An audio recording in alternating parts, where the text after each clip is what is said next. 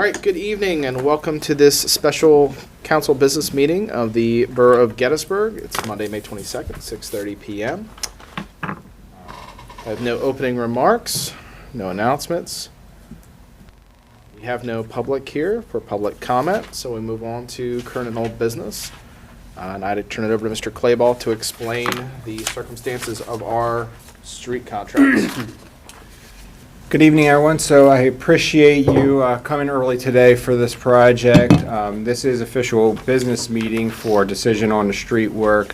A month and a half ago, you authorized me to advertise the project for bids. I did just that. We got our bids in 2 weeks ago, significantly higher than we anticipated. So we needed to buy some time to staff could work through some of the options and give you guys some good recommendation on moving forward with this award. At the end of the day, I think there is a good project that we can get out of this. There's nothing real exciting about it. It's street work, it's paving. Aside from the Steinway Avenue crosswalks, that's kind of the only sexy part of this, so the rest of it's street paving. So I'll come back to that component.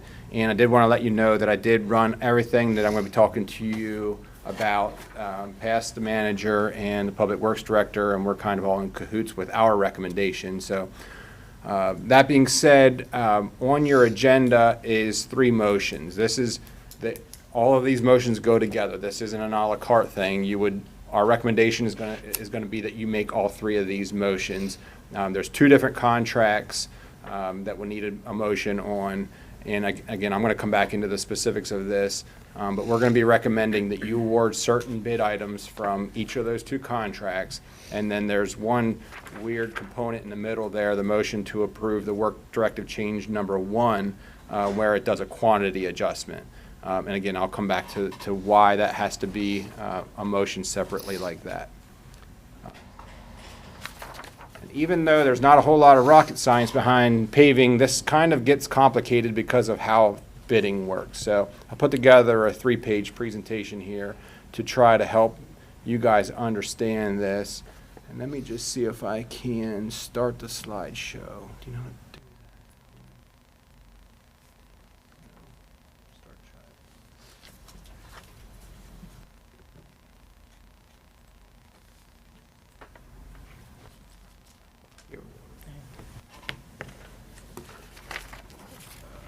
There you go. Oh. You got it.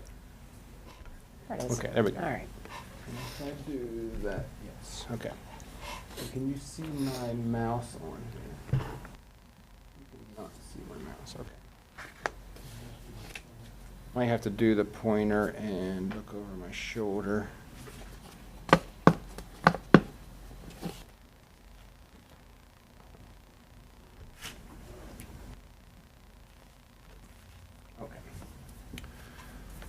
So the first thing that you'll see, maybe it'd be better if I come over here to the side. Okay. Can you guys still hear me okay? Can you hear me okay on the camera if I do this? Is that okay over there? Yes. Speak a little bit louder. A bit closer to the desk. A little closer there? How's that? Yeah, that's better. So the street improvement projects has 3 components. There's the street preservations, there's the crosswalks, and there's the bridge maintenance. The main part of the street preservations is surface treatments. There's dozens of different options out there. You're familiar with this. About 5 years ago, we did the high-performance chip seal on High, Washington, a few other streets. Turned out really great. We are proposing basically the same treatment that we proposed back then. So there's these surface treatments. There's also some mill and fill paving base repairs that you have to do before you put the surface treatment down. If you put the surface treatment down on a failed base, the surface treatment's just going to unravel right away. So the first thing you do is you mill out all the bad areas, fix those, and then you do the surface treatment. And then, of course, you do any line striping. If you're covering parking ticks, if you're covering crosswalks, you have to do all those things. The second project is the crosswalks in Steinway. The ones that we're looking at is in front of the Dobbin House and in front of Tommy's Pizza. Yes, those are the borough's crosswalks. They're not the state's crosswalks. We proposed them as part of our streetscape. When we did that at the time, we had to agree to also take maintenance of them. They're starting to fail. They need some love. But later you're going to see in my presentation that we're actually going to recommend that we not award that component today, and that we rebid that next year, and I'll explain why here in a minute. The last component is this bridge maintenance, the paving on Constitution Avenue. There's a separate project that you authorized me to bid that's for all of the bridge maintenance work. Most of the bridge maintenance work is concrete work, and you get a structural type of a contractor for that. But there is some things that we do that's associated with paving contractors. Whenever you're redoing the pavement on the surface of a bridge to keep the water out of it, that's more associated with what a paving contractor would do. So we built that component into this project. And again, I'm going to be recommending that we don't award that here today. I'll get back to that. So the surface treatment preservations, this is a map showing some of the streets that we had proposed. This was out of the capital improvement plan. There has been a couple of tweaks from the capital improvement plan. I think the most notable one, and we go to utility coordination meetings, Robbie and I do regularly with Columbia Gas and Gettysburg Municipal Authority. We don't want to put money into a street where they're going to be doing utility work. East Lincoln, for instance, is one of those streets. We pulled that off of the plan, and we added some other streets in here. We try to group them together if we can. So all the streets that we're talking about here are grouped together. We've got Howard, Ridge, McMillan, Prince, Red Patch, Seminary, and also we want to pick up Railroad Street while we're at it. This is the budgets. This is what you guys budgeted. These are your budget numbers here. These are the capital improvement plan numbers. What we budgeted was about $35,000 on Steinway and about $167,000 for the street preservation, for a total of about $202,000. I broke that out specifically. I want to use this $202,000 number as our comparison number. So we're comparing apples with apples whenever we get into it.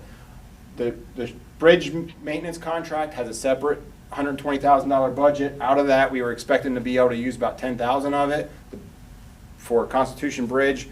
Again, the price that we got was much higher than that, so we're going to be recommending against awarding that today. But I broke that out specifically because since we're not going to award that, it's a separate component, and I want to be able to compare apples with apples. I don't know if I'm going to be able to. Let's do this.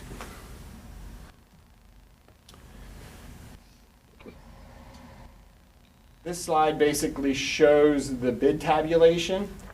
I excluded from this bid tabulation unit prices. At your desks, I did hand out some recommendations that include unit prices. I asked that you keep those confidential in case we needed to be rebid for whatever reasons until we're under contract. Once we're under contract, these things become public knowledge, but you might have heard me say this in the past. We always keep those unit prices confidential until we have an award. But these are all the bid items.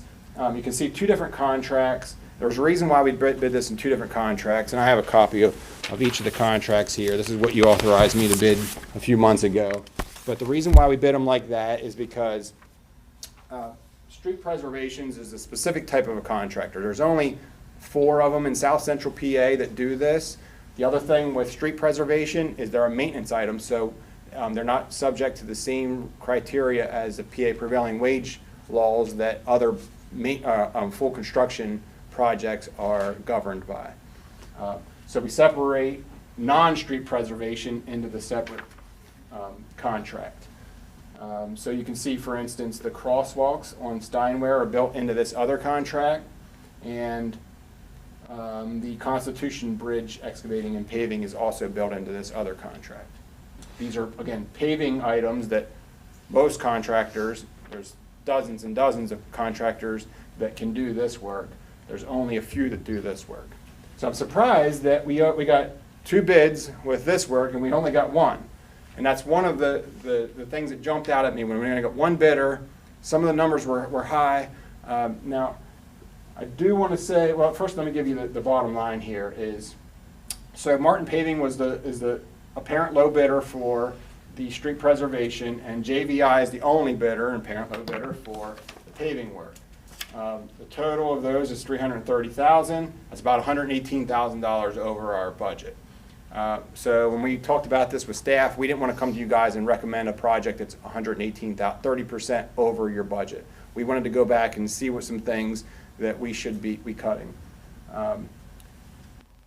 Chris actually asked a good question before the meeting, is why such high bids? Do we have a good reason? There's a few things. So one, we did know that they were going to be somewhat high. We put together a contract here knowing that we're going to be potentially looking at an a la carte. The bid prices are still pretty volatile. They're higher than normal post-COVID, but sometimes they're high, sometimes they're low. So what we wanted to do is make sure we had a nice package to maximize our budget and then pick a la carte and do exactly what we're doing here tonight. So we did expect them to be a little bit high. We didn't expect them to be this high. We don't think it's in the borough's best interest to choose some of these items. I put some notes down here too. The fact that we only got one bidder on this item, I think it's because of the scheduling. So some of the things that you're looking at together in this, you have to finish the base repairs and the mill and fill before you can do the surface treatments. You have to do the decorative crosswalks. We prefer not to do those like the week of 4th of July right in front of the Dobbin House, and we prefer not to do them during Bike Week, those kind of things. But then you look at the Constitution Bridge excavating and paving. We prefer to do that in the summer when the school's out. So the two schedules contradict each other, and it's kind of aggressive on these contractors to be able to bid both of these things. We were also a little bit behind the 8 ball. Talking about this in May is later than what most contractors like to do. They like to do this earlier and bid these things earlier and get their schedules filled earlier. So one of my recommendations is going to be the items that I recommend you pull to rebid in the spring. It's not hard to rebid these things. We've already designed them. We've already submitted for PennDOT permits. We have everything ready to go to rebid this, and we do that early in the spring.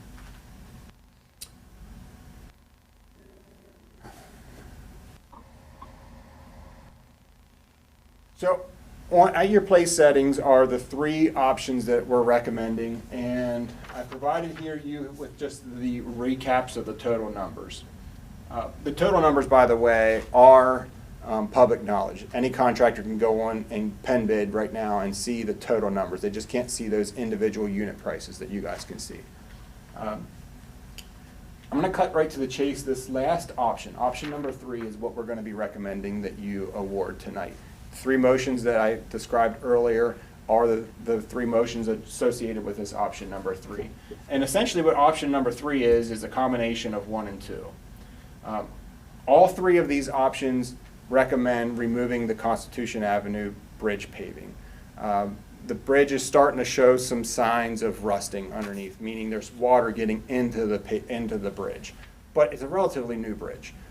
This is something that we need to do. We need to seal up the top of that to preserve that bridge, but it's going to be okay if we don't do this work right now.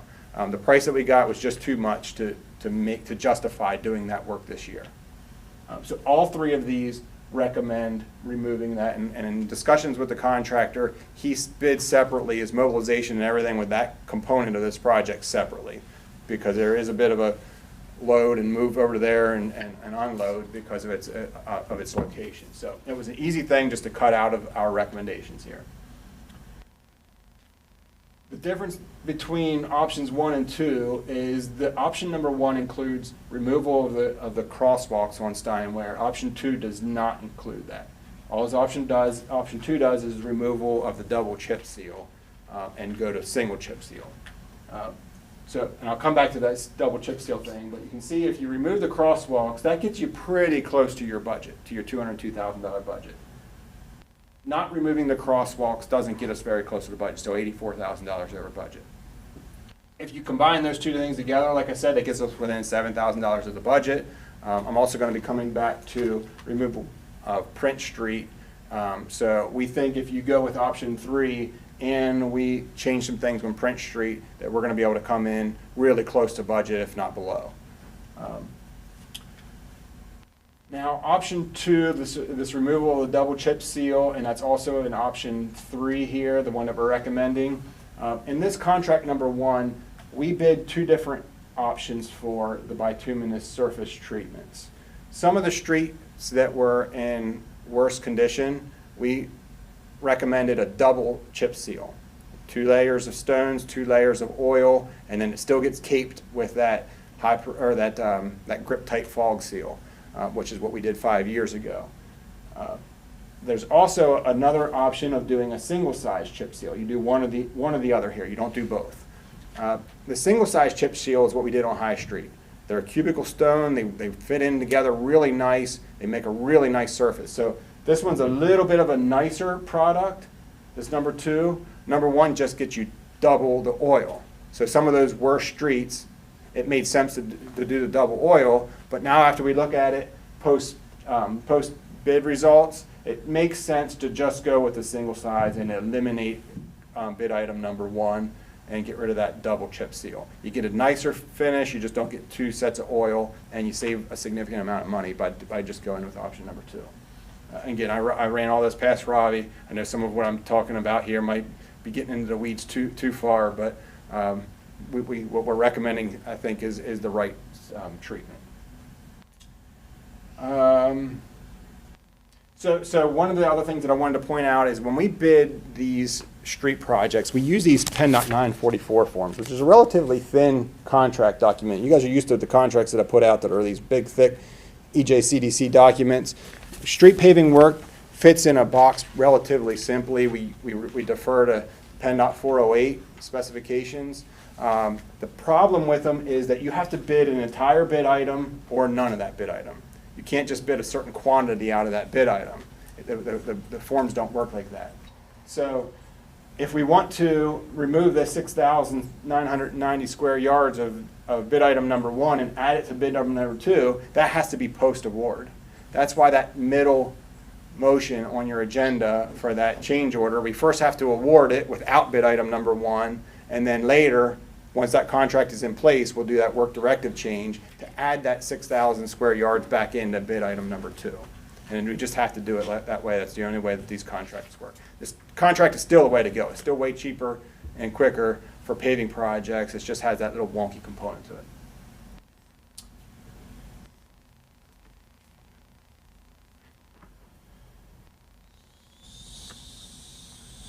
So I believe that is everything. And again, I'm not sharing all of the unit prices that we got from the decorative crosswalks. Oh, there was one other thing. In your motions, I made a mistake. There's 3 motions on the agenda. Let me see if I can get back to your agenda. Here we go. This motion number 3 recommends to award bid items 1, 2, 4, and 7, excluding 3, 5, and 6. I would like that to be changed to bid items 1, 2, and 4, excluding bid items 3, 5, 6, and 7. So I want to exclude bid item number 7 from that last motion. Here's why that is. That's the I marking. just made a mistake. That number, if we're going to eliminate the crosswalks on Steinway, you eliminate the excavating for it, you eliminate the decorative crosswalk itself, and then you also eliminate the pavement markings that are associated with just that crosswalk. So on Steinway, there's a 24-inch stop bar, some double yellow, some 4-inch white. Those pavement markings we wouldn't do if we don't do the crosswalks. I just made that typo whenever I was typing up the motion, so I asked that, again, that third motion for motion contract number 2 is bid items 1, 2, and 4, excluding 3, 5, 6, and 7. Okay. So did I confuse you with all of that? Did that make sense? Does anyone have questions for Mr. Claiborne? You really think prices are going to go down? I'm not confident. No, I wouldn't sign my name to that. What I'm hoping though is that, like I said, it's not hard for us to rebid the Steinway crosswalks next year. And I did talk to Robbie. They're not in terrible shape. He can put them together. He can Band-Aid them together with some cool patch for one more year. I think the difference, not that the prices are going to go down, but if we use a different schedule. So what I want to do next year, if we postpone the crosswalks, is allow the contractor to do it anytime after April 1st, essentially, and have that separate and not tied to the Constitution Bridge that has the college schedule. two different schedules. I want to break those components apart when we bid the Steinway, and I want to try to bid it earlier too, whenever the contractors are still hungry for work. I'm going to bid it right in January. We'll have it all ready to go. So one of the things that happens is every year is whenever we put we're working in the 2023 budget. So we don't start all of our work until January, until we end up getting the contracts out and stuff. Here we are in May. If I have this all ready to go, it's already permitted with PennDOT, everything's ready to go, we can basically bid this thing in January when the contractors are still hungry. My goal is, I think, that we'll get multiple contractors. Will the prices come in better? I don't know. I don't have a crystal ball. But, I mean, I'm just suggesting that it's significantly over budget now. I mean, I guess we could take that on still, but it makes, we think it's in the borough's best interest to hold off on that and at least give it another try to get some better bids. When's the last time you had just one bidder for a big project like this? Not much lately. You can go. We go back to the parking garage maintenance. The only one I we can were remember lucky is to get the only one I can remember is parking garage maintenance. parking garage maintenance. Yeah. Because it was hard to get anyone to bid it because of the size. Yep. Exactly. Well, with these motions being essentially a package, I think now is the time to open up for, in addition to any questions, any discussion about the merits of, adding or deleting any of the items, going with the recommendation or something else. When was the work on Steinway done to establish those crosswalks? They're not that old, right? They might be older than you think. I'm going to say they're about 10 to 12 years old. Second phase was 2013, the first phase was 2010. 10, so 13 years old. This was the first phase that we're talking about. Is that the projected lifespan of that work? I think that's earlier than normal. So These had the in the street markers, correct? yeah, well, there's two things. With the first one, with the Dobbin House, it had in-the-street lights, and those things have been since removed, and there's some paving failure around those things. The other thing is the procedure that we used back in 2013, did you say it was, or 2010? 2013 was the second. Yeah, so was a process where they milled it out, they heat up this polymer, pour it in that, it's 3/4 of an inch thick, and then stamp it. So there's two different surfaces, and those two different surfaces expand and contract at different rates. Sure. And so they're starting to break apart from each other. The new process that we are proposing with this project is called a Street Print XT or Traffic Patterns XT that we're having way better success with. This new process is what the state just did on the Tawnytown Road intersection at Steinway and Tawnytown Road across from Tommy's Pizza. That's where they use the Street Print XD, and that's holding up great. And then that one is a state. And that's also a state road, yeah. But they just repaved the road and did that for us, and we didn't stop them, so. But I think to answer your question, Mr. Moon, is I think that Tawnytown Road one could easily last another 10 years, and it's already been there for 5 or 10 years. So I would hope that these things are going to last closer to 10 years. Now there's another component to that. Whenever Steinway Phase 1 was done, we didn't rebuild the road first. We didn't have enough money to rebuild the state's road, Steinway. And a crosswalk is only as good as the media below it. Got it. So the pavement Oh. below it is failing, and then the crosswalk's going to fail if the Got it. pavement below it. So part of the reason why you're getting such high bids for these things is because we're proposing to tear out all of the existing pavement, and that's a thick pavement. I think it's like 13 inches thick on Steinway. So we're going to be tearing out all of that pavement. There's that old PCCP concrete under there that they have a jackhammer and get rid of that, repave the whole thing, and then put the crosswalk down. It's kind of a process. But I think once we get it done properly with the new Street Print XD, that it'll last longer than what the current ones are lasting. Great, thank you. When you take out the concrete, are you gonna pour and pin the new, or let it No, float? they don't. They don't put concrete back in anymore. They just put asphalt in. It's just, and they don't even use. We just found out this. They don't even use 37 millimeter anymore. It's 25 millimeter. Just put in lips of 25 millimeter. Anytime they're tearing out, Base. what's that? For base. Yeah. They used it in Steinway, they used to use that bigger base, the Yeah. 37, they don't even use that anymore. So, we go by PennDOT specs. John's familiar with those. Yeah. Those No. asphalts.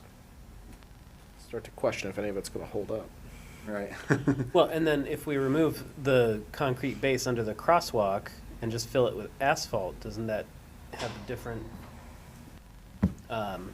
Like, won't it Because compact we'll remove differently? it, all, the entire width of the crosswalk will get removed. Currently, the way, what happened is, what I'm Yeah, asking but- is, if the road on this side of the crosswalk has a 13-inch concrete base and the road on this side of it has the same base, and then the crosswalk is just asphalt, are we not gonna over time develop a dip there? we shouldn't, it should be compacted so that don't happen. Now, Should. there's a should there, right? What you're describing, whenever we did Steinware, there was a lot of curb bump out, so there was a lot of brand-new storm drains, and we put brand-new storm drains down that Steinware, and we had to cut out a lot of that old concrete base. And anywhere that concrete base is cut out, you can tell that's not holding up like the pieces where the concrete is. But they don't let you put the concrete back in anymore. That's gonna ask you, say you're not allowed to. Yeah, you just, whenever you cut that, they don't want it in there anymore, because it's a differential settlement thing. They're gonna constantly have some places where that's there and some places where it's not there, and they just don't want it there anywhere. So it's all the same surface. So we'd have to fill it back in with 13 inches of asphalt? Mm-hmm. So it all has to fail. 6-inch lifts and 6-inch maximum lifts.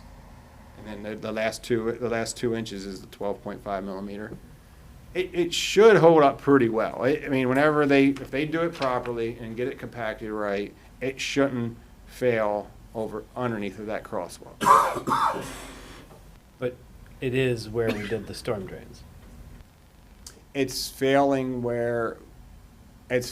mostly where, not where we did the storm drains, not where it was concrete, but they're really getting into the weeds now. Where we cut out the concrete, it's failing. Yeah, so Steinware was originally, the street's like 40-some feet wide. Steinware was only 20 feet wide, just going way, way back, 50 years ago, whenever they put that concrete in the first place.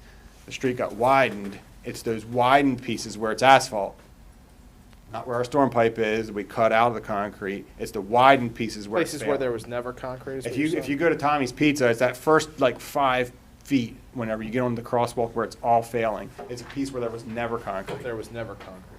So there's technically 3 different subsurfaces under that street, if that makes sense. There's the original 50-year-old concrete, then there's some additional street, and then there's the piece that we cut out for the storm pipes. And it's failing at different rates. So when we cut it all out and put it all in at asphalt underneath of our crosswalk, then there shouldn't be 3 different pieces that fail at 3 different rates. But- crosswalk basically floats. Crosswalk's totally independent of the old concrete roads. Once we're done with it, it'll be completely independent of the old concrete. Because we're gonna be cutting it out, not only the 6-foot wide crosswalk, but 5 feet on both sides of it. So that entire strip for that, whatever that is, 11 feet will be removed, and then a new 6-foot wide crosswalk.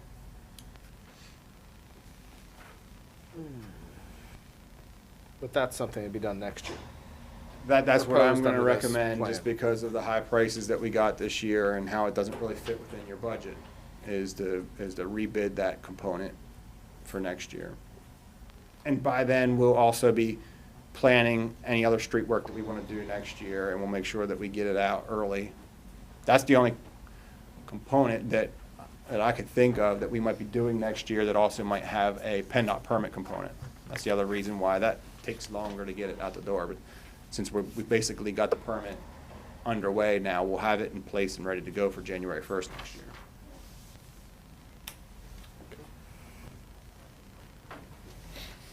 Questions or comments about the merit of the proposal? If not, I think we're ready for the first motion then. Someone make the motion for contract number 1.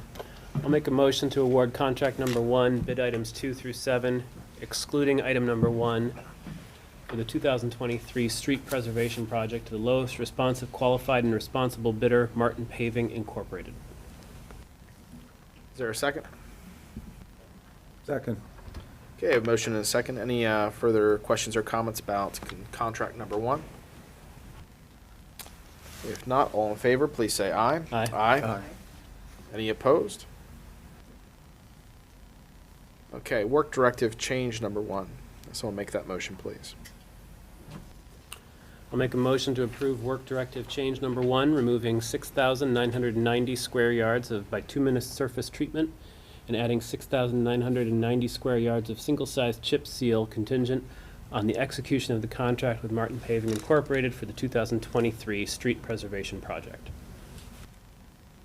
Okay, do we have a second? Second.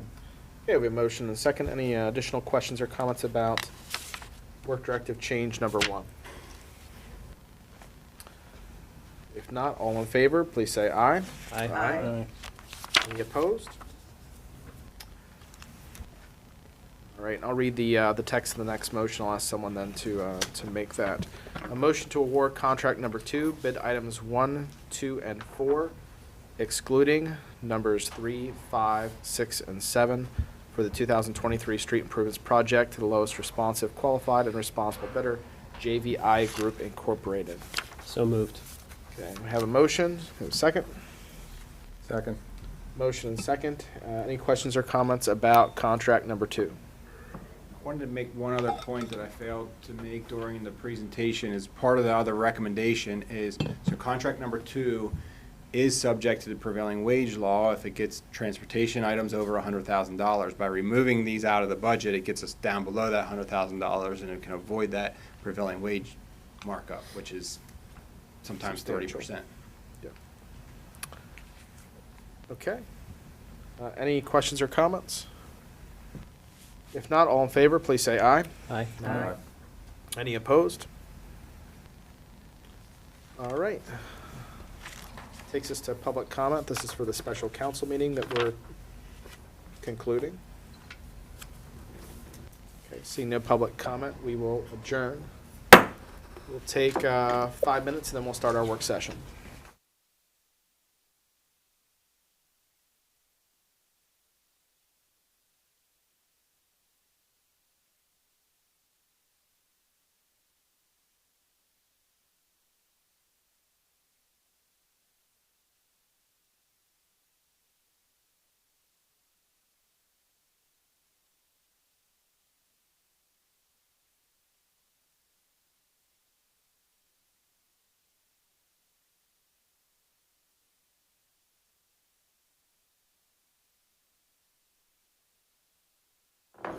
Call this work session of the Borough of Gettysburg for the month of May 2023 to order. Announcement this evening. An executive session of the Borough Council, the Borough of Gettysburg, will be conducted immediately following the adjournment of this evening's monthly work session, consistent with Section 708A1 and Section 708A5 of the Sunshine Act for the following purposes. 1, to discuss matters involving the employment, the terms and conditions of employment, and the evaluation of performance, promotion, or disciplining of any current borough employee, and 2, to review and discuss matters of the borough business, which, if conducted in public, could lead to the disclosure of information or matters of confidentiality protected by law. All right, with that, we will go to public comment concerning the items on the agenda. They are the Interloop Racehorse Alley discussion, the employee manual, and we will be actually striking from the agenda the Police Academy reimbursement, which we will discuss why when we get there. So, public comments for the first session.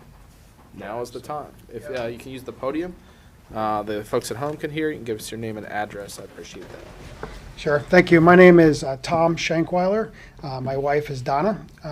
We're here with the beef jerky experience. We opened this past year right on the corner of Chambersburg Street.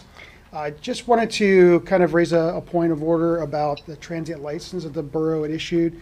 We've had a flower transient Does this business. matter concern items that are on the agenda? Tabled item. The public comment does not include items that are tabled on the agenda for the first session. You may notice that on the When would be the appropriate time to do that then? at our second public comment session. When is that? Yeah. It'll be towards the conclusion of the meeting. Okay, thank you. I apologize for rising at the wrong time. Thank you. No problem. All right. Any other public comment? All right, if not, we will go to the interloop discussion. Mr. Clayball.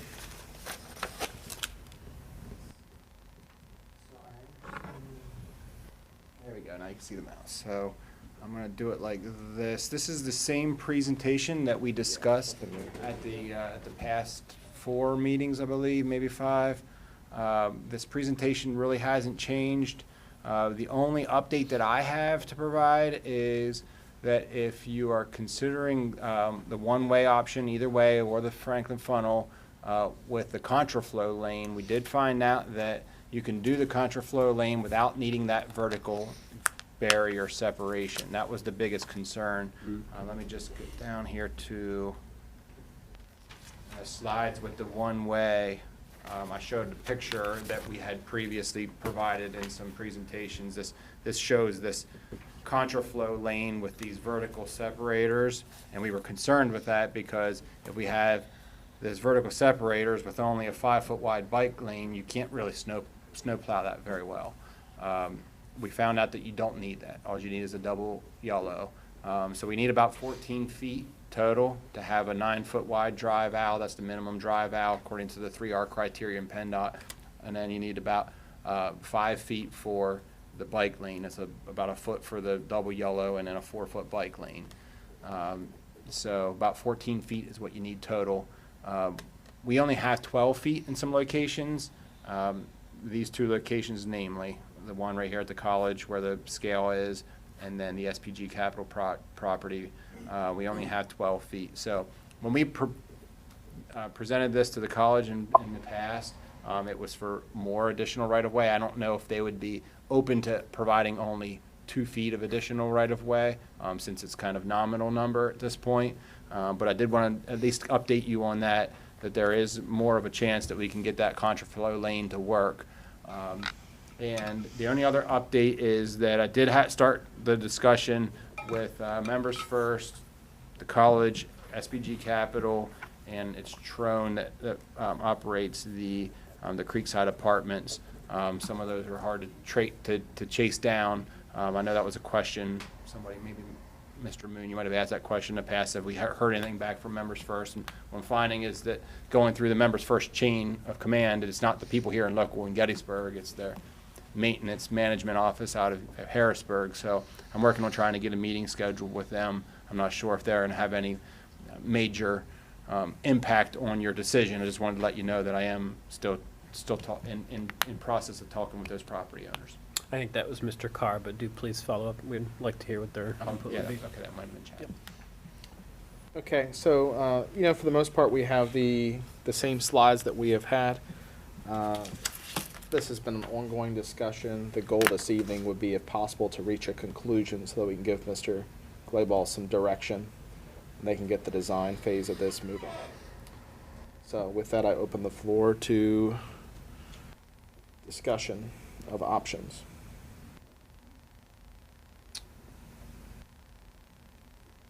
Mr. Lawver. Believe it or not, I've had more phone calls about this than Scott English's property that we were here for, I don't know how many meetings. And they've all been, leave it the way it is. Not one person that has talked to me about this wants it one way, either way, or the funnel option. So, just putting that out there. One guy even referenced Mr. Berger. Felt he was the only one with any common sense on council. We had a little dispute about that.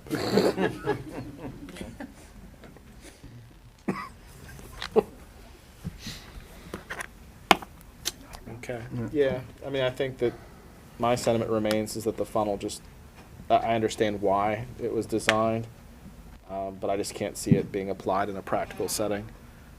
I don't know that it's reasonable to, while I like the idea of leaving it as is, my hiccup is that just the knowledge that we're going to be moving on to private property to make it work, one spot or the other. But there are a number of locations that our alleys are two-directional. This is certainly not unique in that way. There are a few blocks of Racehorse Alley that are one-way, but the entire length from Stratton on down is two directions as well. I do support pedestrian and bicycle, but the Franklin funnel just doesn't make any sense to me. If I were to support one way, it would be one way west. For some of the same reasons that you brought up with the private property, west makes sense because if you're going west, you're probably not going to take a left onto Chambersburg Street. And there's a little bit of problems with turning left onto Washington Street as well. So I wouldn't support the Franklin funnel for sure. I could be open to one way, but So what's your preference? the one way west. Okay. Ms. Butterfield? I think this is good. We've discussed the one-way changes, but we've not really confirmed that no changes, staying the same, is an option that we can consider. And I think this is the first time in this discussion that we've really said that. We can choose no change. I think it was raised about 2 months ago. I think the discussion at the time was just the issue of you're inherently kind of endorsing that activity of going onto private property and. But that's the other folks' reality in thoughts town, now. Yeah, no, it's fair. and especially the ones that are only 10 feet wide. And we do have some 10 feet wide alleys. They're not all 12 foot.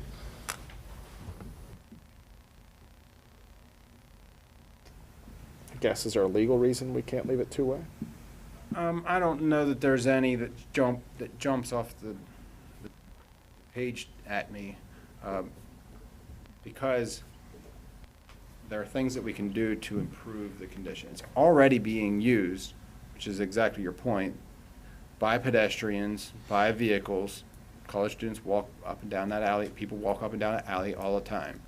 So if we would be creating this from scratch, proposing a bike trail and having this condition, well, then I would be concerned about it. But the fact that we're improving something that already exists, then I'm less concerned.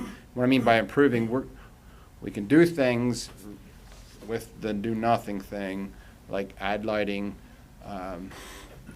speed table was a consideration, some landscaping, a surface treatment, meaning not what we were talking about before, but some type of a paver system. We were looking at permeable pavers for the entire thing. There are plenty of things that we could do there that makes it feel more like a pedestrian walk surface than a vehicle surface, to slow the vehicles down, make it safer. So because of all of those reasons, I don't know that there's any major liability issues that we would be bringing on per se. It's just, I guess, the only caveat there, and I'll make the argument for the opposite side here, is that the master plan and everything that was done assumes that you're going to be doing something. So there are some things, if you do nothing, I'm not saying that you don't, that we can't make it work, but if you were going to make it one way, for instance, then we're defining where the cars are going to be only one direction. We never have to make room for two cars to go. All of those things I just said, adding a grass strip, the lights, the decorative street lights, which is going to have to fit in that right of way.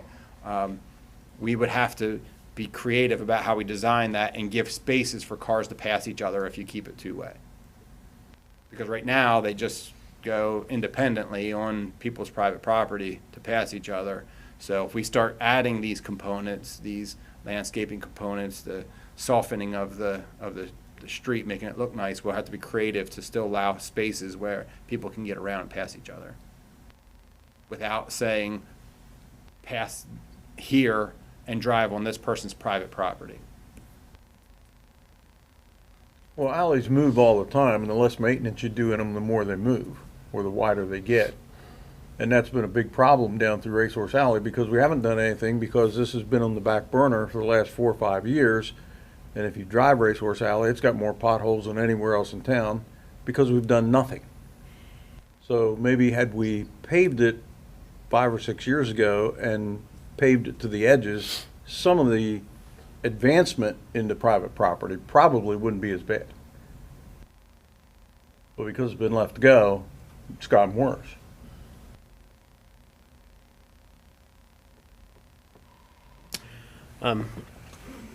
In the interest of moving forward, I could be talked into the one-way west position. Certainly, I do think our goal has to remain to reduce the amount of vehicle traffic on the alley.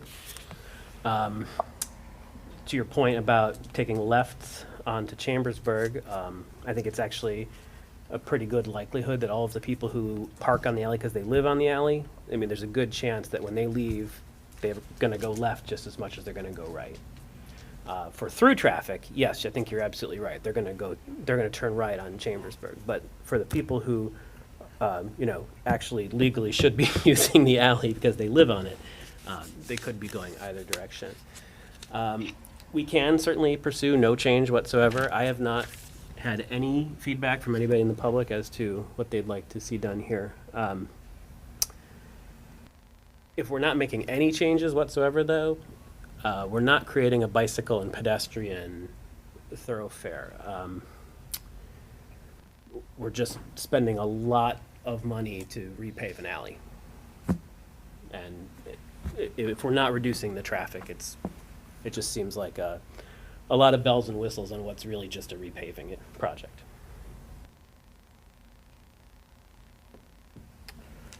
Okay, so I have two that are firmly in favor of leaving it as is. I've got one that'll do one-way west. Mr. Berger, do you consider both directions, or is it one? I am considering both directions. We don't have two of our members here tonight. Yeah, no, Ms. Lawson and Mr. Carr both favor the Franklin funnel design. And I'm definitely against that. Me too.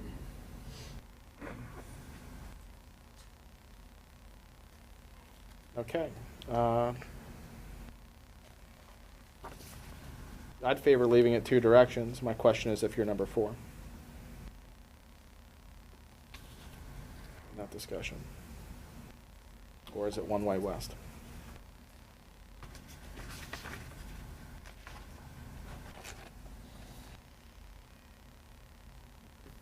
And maybe one of the discussion points is if you make a decision on eliminating one of the options altogether, that at least narrows it down.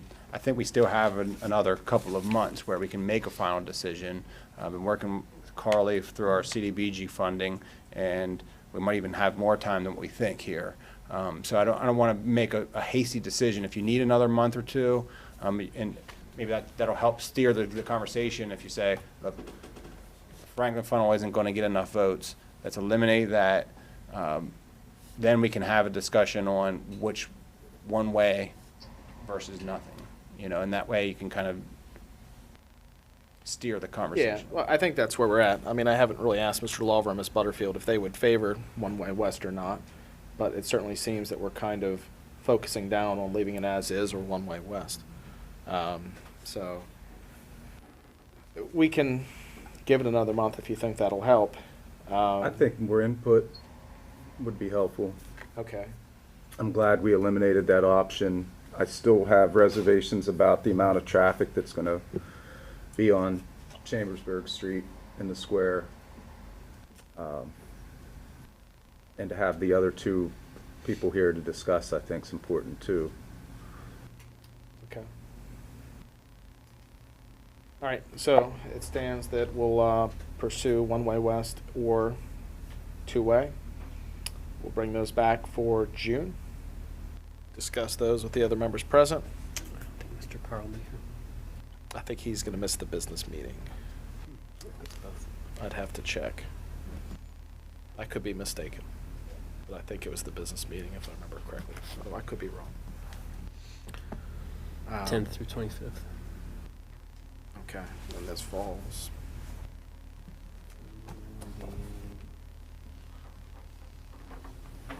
26th. Okay. So he'll be here. I will not. I would assume his lesson will be remote. Possibly. I do not know. All right, so that's where that'll be. Okay. So that I'm clear with my direction, should I leave the slideshow as it is, or should I it sounds to me like we're eliminating the Franklin funnel idea. Should I eliminate that from the slideshow, or? Leave the slideshow as it sits. That way, no one's confused about the slideshow. It's a fixed product. But we can come back here in June and hopefully reach a conclusion for you. And keep in mind too, there was an option that doesn't show up as one of these options that was on that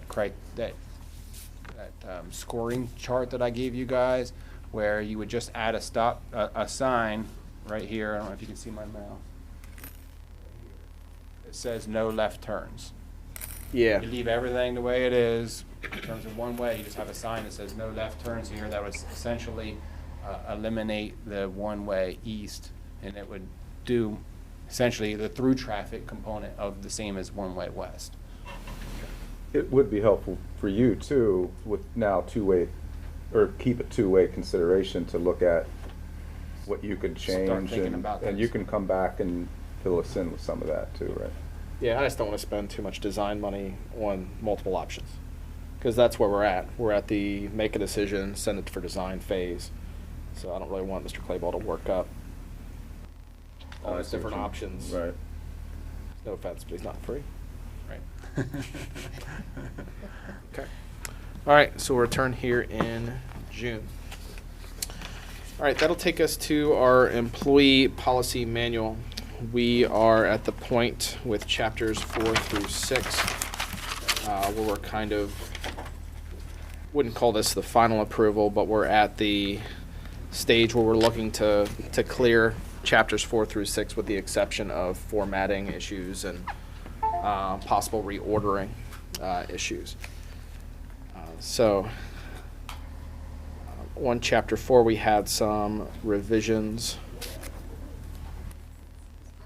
from our last meeting.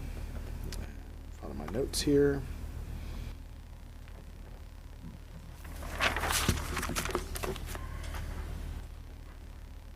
All right, so if my notes are accurate, much of our language dealt with ensuring that things reflected the Americans with Disabilities Act more accurately, and so with that, we'll kind of go item by item. If there are items that appear to jump out to anyone or did in 4.1.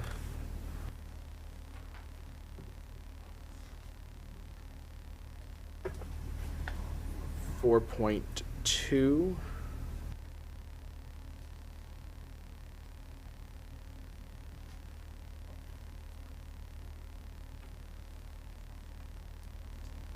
All right, that takes us to 4.3. And I believe that we had requested or directed that some of that example language be reworked with Labor Council, and I don't think I see a 4.3.1. yeah, that Yeah, box, that that box split is out box still, is still, I don't know, it just kind of appears antiquated, 5,000 years old. the type of language that's using. So I would ask if, I think we had asked, I'm sorry. I No, think go we- ahead. I think we had asked that that language more closely borrow from our own non-discrimination ordinance in terms of the definitions. Okay.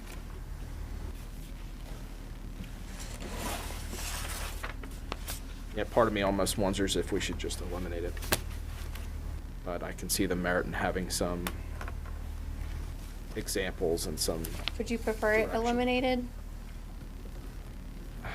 oh, there's definitely some merit in probably giving some direction there. What do people think? It's the whole section which basically explains those things that do not constitute disabilities and gives a whole number of examples, some which I would argue still apply and some which are quite outdated.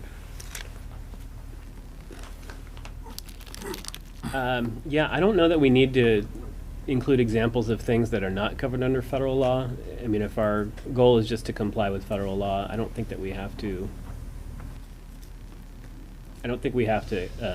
spell that out the way it's done. I think we could strike the whole box. Okay. You know, things like compulsive gambling and illegal use of drugs, I can see how they could still be helpful, but at the same time, if you start naming things, is it an issue if you don't name something?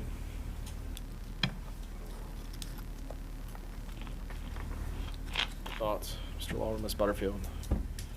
I have no problem eliminating it. Just striking it. Okay, let's go ahead and strike that out then. Okay. That'll just make that a little easier. Instead of trying to craft something new. As soon as we take something out, Every Right. time. So that's 4.3.1. We have 4.3.2.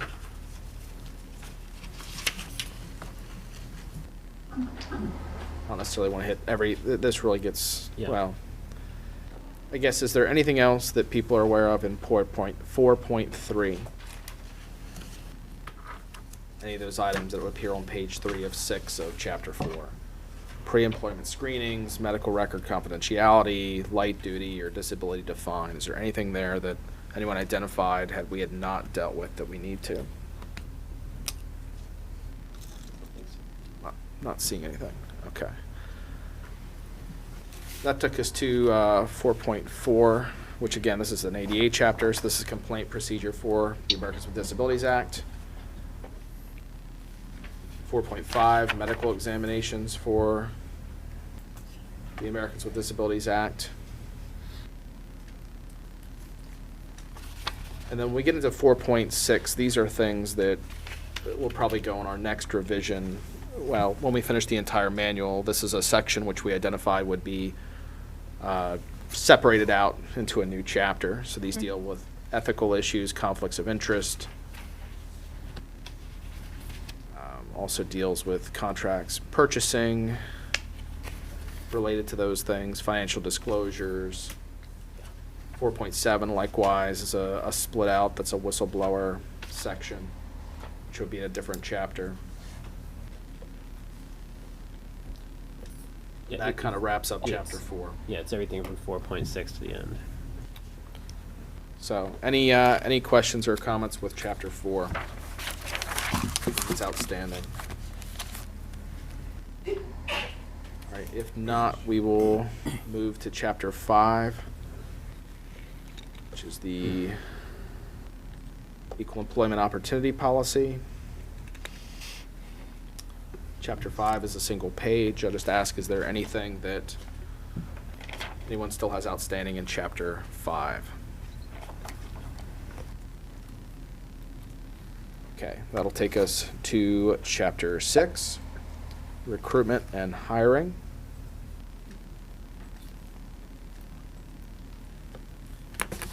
All right, 6.1, 6.2 is the applications. 6.1 is your general statement, 6.2 are your applications, 3 is the examination. 6.4, reference checks. 6.5, pre-employment interviews.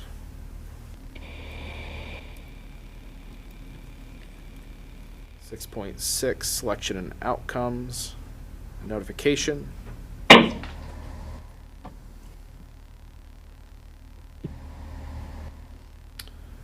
right, I just I did want to point seem out to first recall 6.7. Yeah, I remember 6.7. So I did research the ordinance, and this is per the ordinance. In the ordinance, it states that the borough manager does not need to reside in the borough, and it actually doesn't have any kind of residency requirement for the chief of police.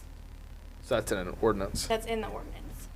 Okay, so when that was revised for a previous manager, it was revised literally in an ordinance. How interesting. So I Okay. did not make the revision of the I residency. can understand why, right? Because if you're dealing with two documents that should, one should prevail, it should be the ordinance. So that should be a revision that we consider in this process. Okay. Is everyone okay with leaving that as it sits now with that knowledge? We can visit that then in the ordinance form. 6.8 is the veteran's preference, which is a federal law. 6.9, your citizenship verification. 6.10, probationary period. 6.11, nepotism.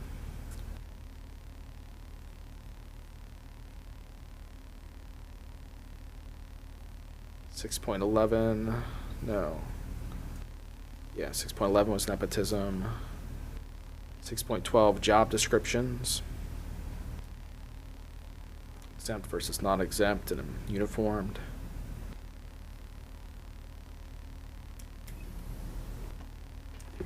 Looking through there. Thought we did. Yeah, so that's the entirety remaining of Chapter 6. Are there any items that are outstanding for anyone in Chapter 6? Had a few revisions there. That was where we concluded in April.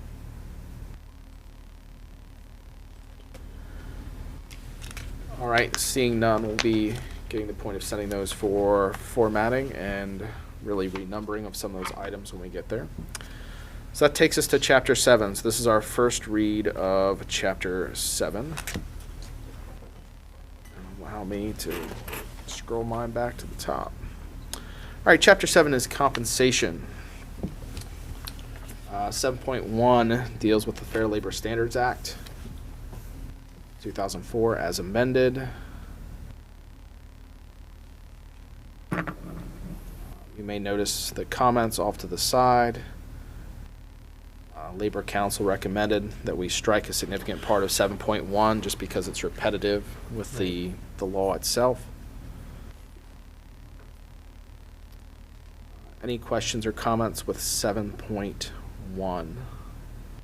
FLSA, and I would say also 7.1.1, the salary basis.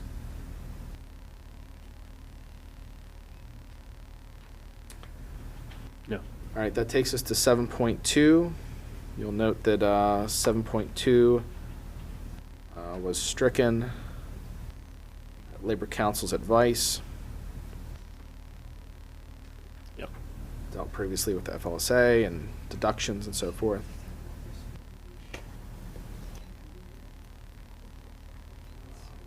That takes us to 7.3, wage and salary adjustments. There was an addition here following the fiscal year, Right. because, this would coincide for the following year.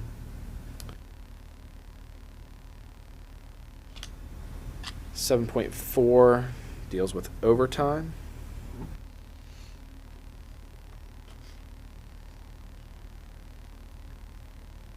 Including 7.4.1. Appropriate use of overtime, failure to work scheduled overtime, overtime worked without prior authorization. Yep. Any questions about 7.4 up through 7.4?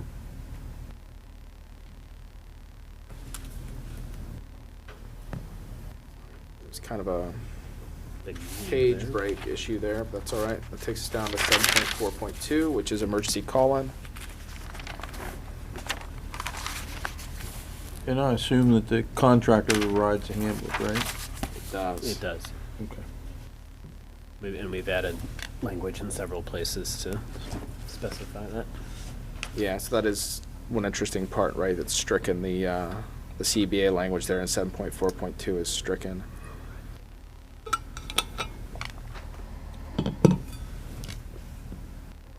I believe that is related to just referring to the CBA in more or less one location, that it always prevails.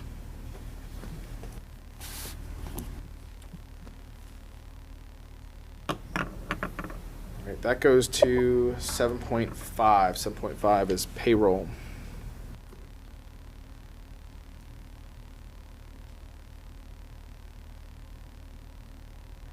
There's a note there.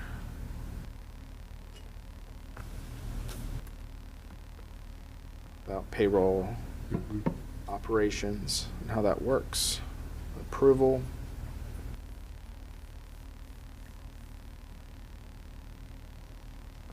Timekeeping and timesheets being submitted. 7.5.3 discusses the concept of time clocks or punch clocks, which are not currently utilized by the borough. It lays out the manner if they were to be utilized.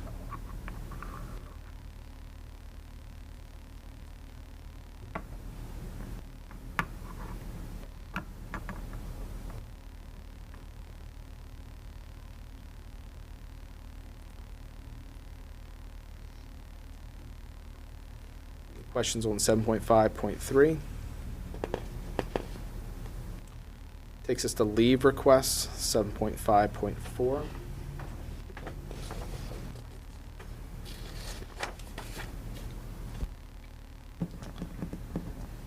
Altering time records, 7.5.5.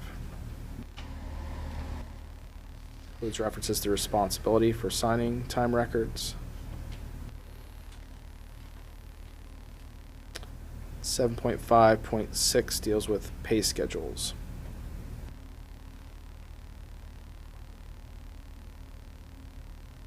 Just a few minor language changes there. Business day instead of day of work and so forth.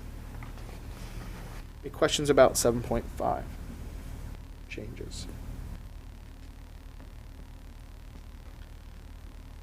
All right, 7.6. It's pretty straightforward. The borough does not conduct pay advances. It's not something we do. 7.7 payroll deductions.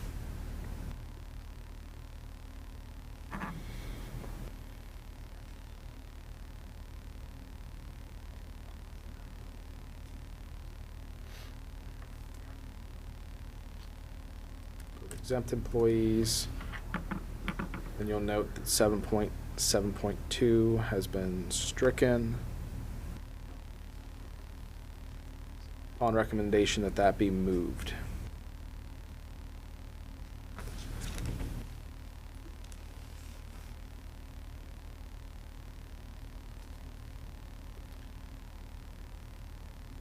Kara, Charles noted that as section 10. Does he mean chapter 10 or section 10 of?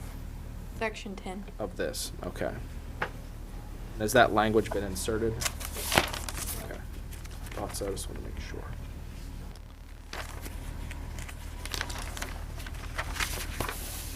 All right, so any questions on 7.7?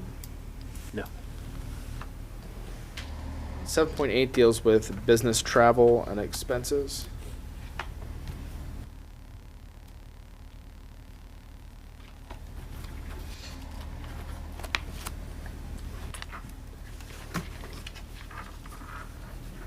Seven 7.8.1 deals with reimbursement outside the county.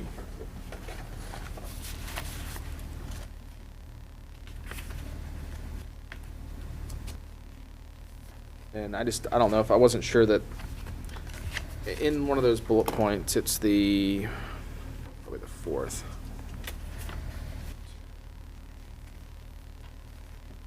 The fifth bullet point deals with the cost of standard accommodations and low to mid-priced hotels, motels, or similar lodging. I don't know if there's really better language for that. That language just seems awfully vague or difficult to define what constitutes. So I looked up like per diem, right, when we talked about per Okay. diem. Yeah. And we could put in a specific amount, although I wouldn't recommend it because you can't really, It changes based on locality and any number of factors. Exactly. So I don't know if there's a better way of putting that. Kind of the question I was posing to you. Yeah. I can research it, look into it, ask Gretchen if there's any kind of better language for it. And Just doesn't seem like it gives, I mean, I think it gives someone the sentiment you're trying to convey, but it doesn't really provide all that much direction. Just We might want to spell out what those additional service charges are as well.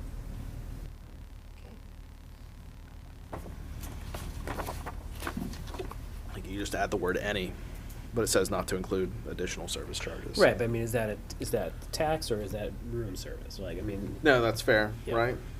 Yeah, okay.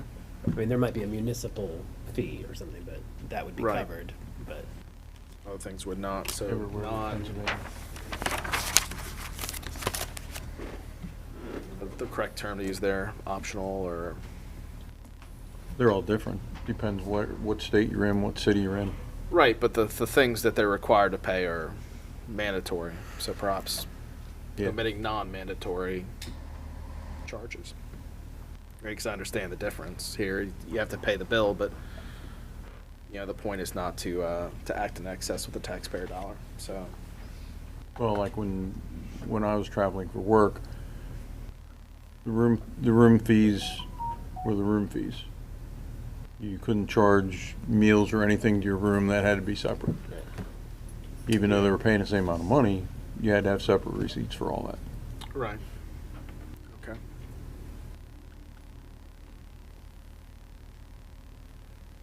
Question, Kara? Yes. I have a question. How were the tips amounts decided upon?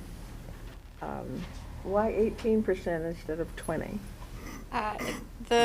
The tip amount and both the reasonable limitations of the cost of meals come from, let me pull it up, the per diem through the U.S. General Services Administration, and that's just the language that they use.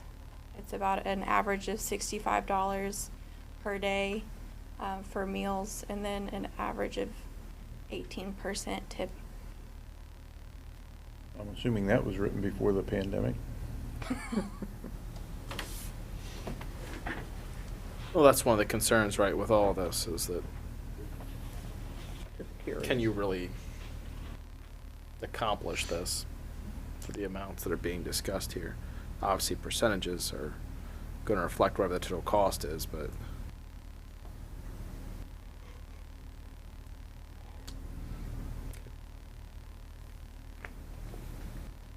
so I guess in front of the additional service charge language we could insert, but not to include non-mandatory service charges. I don't know how else to phrase that. Okay.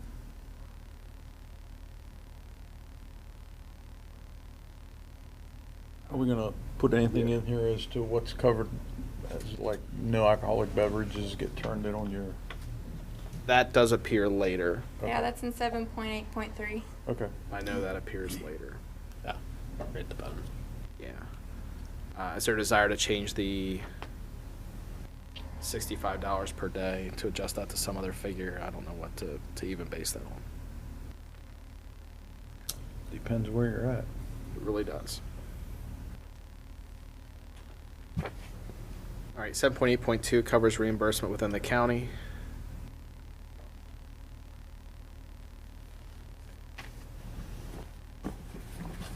Seven point 8.3 covers what Mr. Lawver just referenced. Does that make sense to be a separate item? I mean, it just seems like that should be up there with everything else with the hotels, motels, and meals. Why? Well, I think 7.8.1 is specifically talking about reimbursement while traveling, whereas 7.8.2 is reimbursement while staying local. And so those have they have different guiding principles. Right. So, But I'm talking about 7.8.3. right. I mean, it sort of makes sense that it's separate there because it covers both scenarios. And additionally, it talks about use of The Borough credit card. cards, Yeah. issued cards in general. I assumed it was split out for emphasis. That was why I assumed it was split out.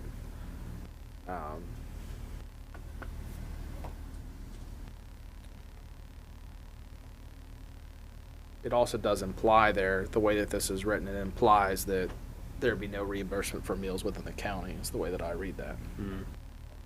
So that's the other element there that I'm seeing, is that, which does make it kind of odd that it is split out then. I see exactly what you're talking about.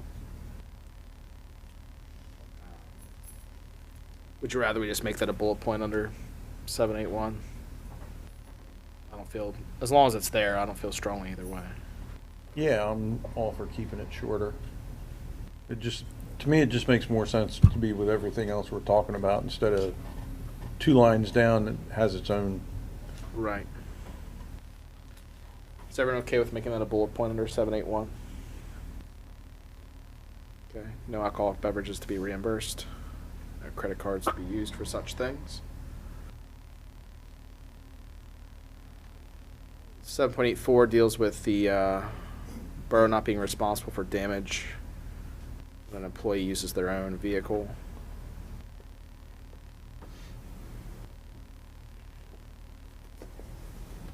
Seven point 8.5 deals with the reporting of accidents while on business travel.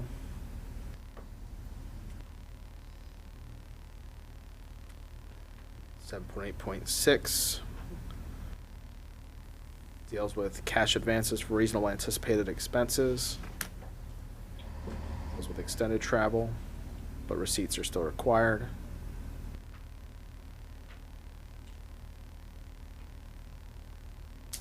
Seven point 8.7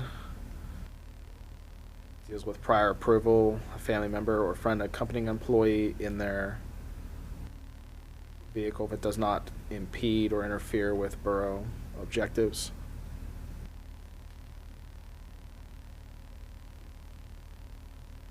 And 7.8.8 deals with travel receipts and documentation.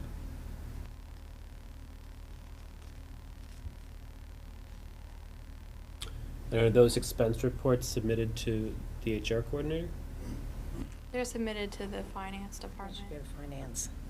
They go to the department head, which then comes to the finance or the finance department comes to the accountant, right? Because that's how I see them. Because right now it says that there's Yeah. submitted to the HR coordinator.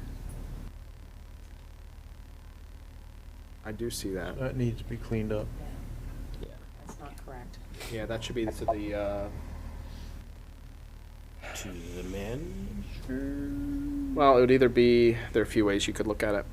You could, somehow it needs to be phrased that it passes through the supervisor of the department.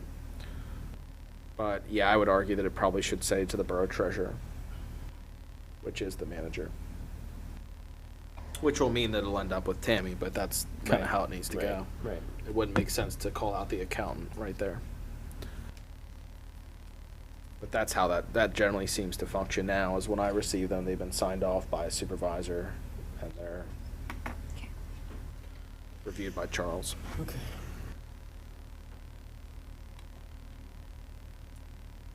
Seven point nine deals with electronic payroll deposits. The borough requires electronic payroll deposits, essentially.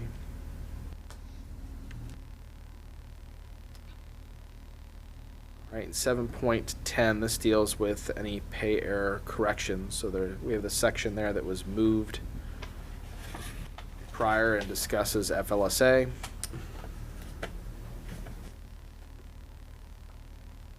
An employee believes that improper deductions have been made, they report the information to their supervisor on a form available from the borough HR coordinator. Acknowledges the possibility of mistakes. Do we have that form? I'm gonna strike the word have there. It does not currently exist, but I would like it to exist. And most of the time, it's just pointed out. Since we're so small, most people just send me an email saying that something's not right on their paycheck. I look into it, and then it'll be corrected on the next pay period. But it would be nice to have a formally submitted form. Yeah, I think it should be, because that way we have documentation of it that's uniform.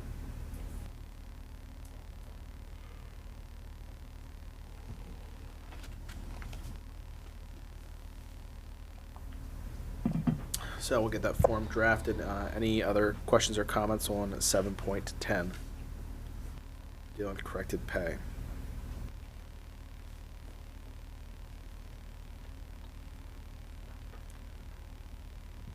All right, that goes to 7.11 vacations.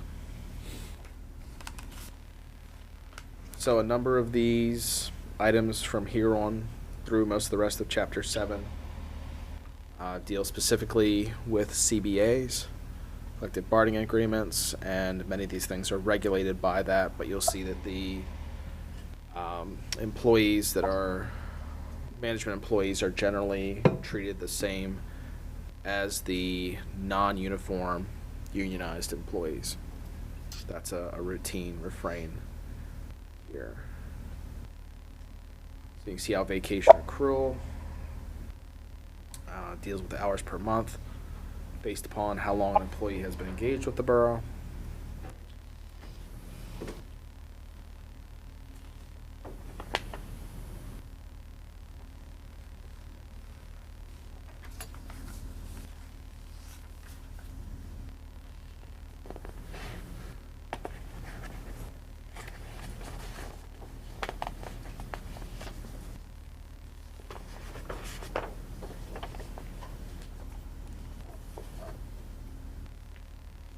So this is kind of difficult to chunk, just the way that it's written. Are there any questions on 7.11.1 or 2?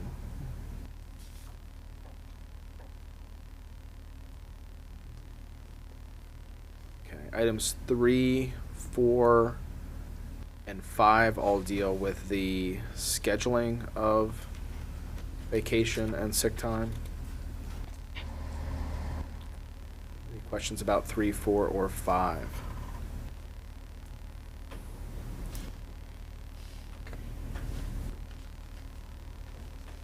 Six deals with the increment, which is a half hour.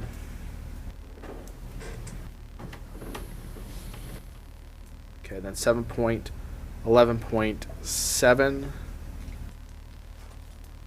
8, 7 and 8 deal with the concept of the vacation buyback, which is a common issue we deal with, and essentially lays out the calendar for when that has to be accomplished so that payroll can be processed. Any questions on 7 or 8? No. 7.9 deals with the scenario where someone would leave before the end of the year, leave employment. They would be paid their accrued vacation time in a lump sum. 7.11.10 provides the 40-hour work week as the basis for vacation payout.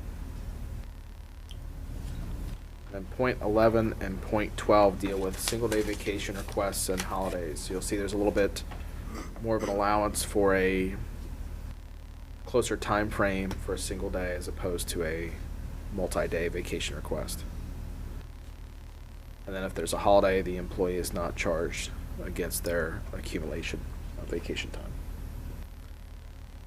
So, any questions about vacation leave, 7.11?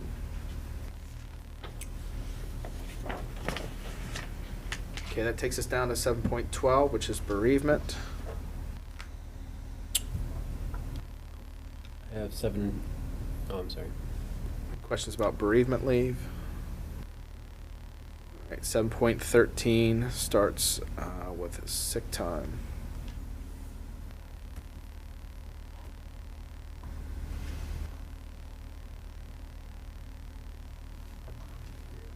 So you have accumulation and accrual, the rate of accumulation maximum 1,200 hours, part-time employees not eligible. Under 7.13.5, it seemed that the line that starts illness of physical incapacity, it seems like that should be item C to me. That should be separate from item B.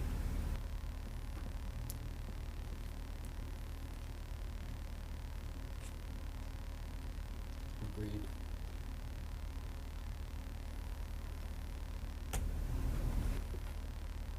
Does that make sense? It splits out. You can use sick leave for your own illness, physical incapacity, or non-compensatable bodily injury or disease. Additional usage are for enforced quarantine, which is A, to meet medical and dental appointments within certain parameters, and item B, provided they could not be scheduled outside, and item C deals with the illness or physical incapacity of an immediate family member requiring immediate attention resulting from causes beyond control up to a maximum of 5 days. This would be separate from FMLA, which is a separate section.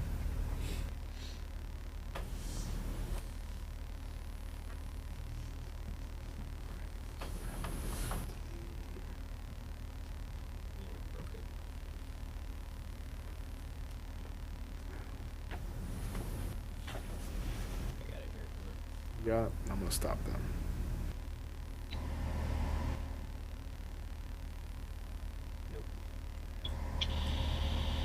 Oh, you're close. Sorry. No, I can't. All right, so we'll just have to get that split out to item C. We'll have to fix that. Trouble with the formatting there. 7.13.6 pardon me, 13.6 deals with termination value of sick time. So this is if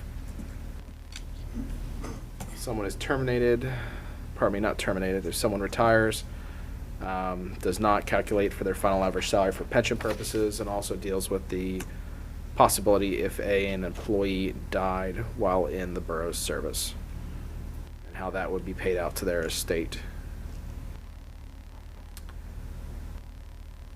7.13.7 deals with termination value of sick time before retirement.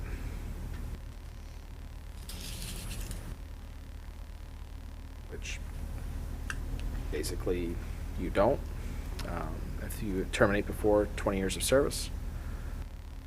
Point 8 deals with abuse of sick leave, which is closely tied to point 9, patterns of calling off sick.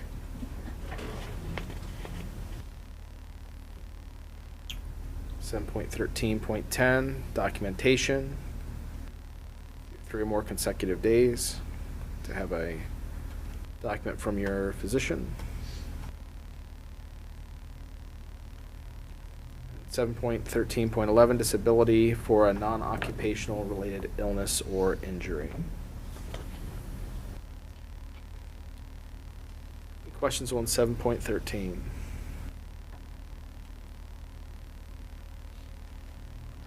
7.14 deals with personal leave. 14.1 dictates that it is awarded at the beginning of the calendar year. And none of that is carried forward from year to year.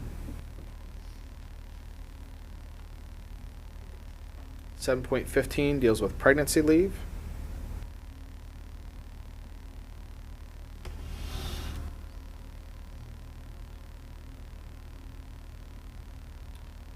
Seven point 16, jury duty and court.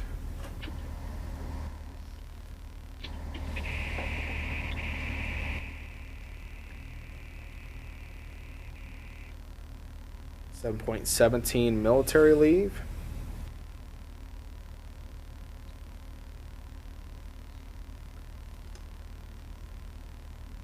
Now 7.18, there were a number of comments. This deals with unpaid leaves of absence. And this is where one of the things that can be kind of confusing, I think is often misunderstood about FMLA, which is covered separately here, is that the Family Medical Leave Act, FMLA leave can be paid or unpaid. It is not a separate item per se. They are concurrent. Right. They do not. You don't have FMLA leave and then some other leave. FMLA is a descriptor for the law that allows you to take that leave in that kind of length. So you'll see a note there, Labor Council cautions against unpaid leaves of absence. And Matt has a note there, this could require some discussion, which I would agree. So as it's written, it permits a leave of absence under that policy, one in any 2-year period, only after you've exhausted all available paid leave. Request would have to be submitted 8 weeks prior to a foreseen leave of absence. Accrual vacation, sick and personal leave would be suspended, and the employee would be responsible for their own health insurance through COBRA. So I guess my difficulty with 7.18, if you eliminate all the other possibilities, meaning FMLA, military leave, pregnancy leave, disability, and so forth, it seems hard to understand. I guess it'd be good to understand when this would apply or why this would be granted the benefit of doing this. So I believe it's in here because we aren't currently running FMLA is federally, right? But we have less than 50 employees. So we don't Okay. actually use FMLA until we have 50 or more employees. So this is in. Hold a position vacant, which I can't think of any department in the borough That's got extra people just kicking it. where that's possible. I mean, I think if the chief spoke, he'd, just see like this is just You got too not- many people, right? It's just not possible. I mean, I can't think of anywhere. I mean, I think of any of our public-facing groups, the police department, Public Works. I mean, it's pretty Speaking cripples you solely pretty for the police directly. department, we could not accommodate that without significant cost. Well, I don't know that we could accommodate it at all. No, Because that's what I mean. you'd have to hire. As Mr. Moon said, we would have to pay somebody to fill that position while they're gone, most likely, and that's gonna be at an overtime rate, or if we're lucky. Well, enough you'd to have to get hire a part-time to fill full-time it. employee Yes. probably, because you're not gonna get a Most of- part-timer to fill all those hours. Right. You know? It would be near impossible. We'd be in the same situation that Mr. Harbaugh was in when we cut things because of the emergency, and we didn't know the federal government was gonna come to our aid. And you end up with a situation where the crew can barely function, if it functions, just because they work that much harder, but it really is not a good spot to be in. Well, I think what it comes down to for this section is that the first sentence, says that this would only be granted in an extraordinary circumstance. And I would assume that that's at the manager or at the discretion of the manager. But if we struck it and needed it, we wouldn't have it. So I would suggest leaving it in and just making sure that the language reflects that this will be, awarded at the discretion of the manager and the HR coordinator. What do folks think? What other people think? It's always been confusing when people have tried to use it, and they don't like it when it's explained how it works, so the less confusing we can make it, the better, and probably the less confusing is to take some of it out. So eliminate some of that portion, or just eliminate the portion? 7.18.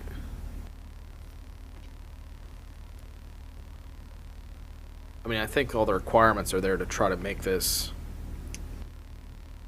essentially difficult to take. That's what I'm seeing. Well, it also it is. it also illustrates some of the things that the person is going to have to consider. I mean, you can't walk into the manager's office and say, "Hey, I'm going to need to take an 8-month leave of absence starting tomorrow." Right. Right. It's saying you've got to have planned this, and also I think it does some important things there in specifying that we're not going to keep paying your health insurance. I mean, so I don't know that any of that stuff is necessarily.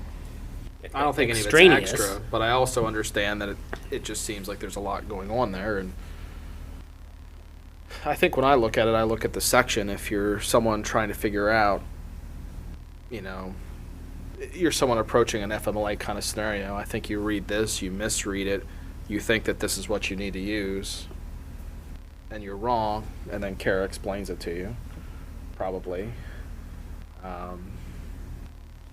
Because people see unpaid leave, they're like, oh yeah, that's what I need to take. I need to take some unpaid leave for a medical reason for a family member, and then they try to do that, and this is not at all the area where that would apply.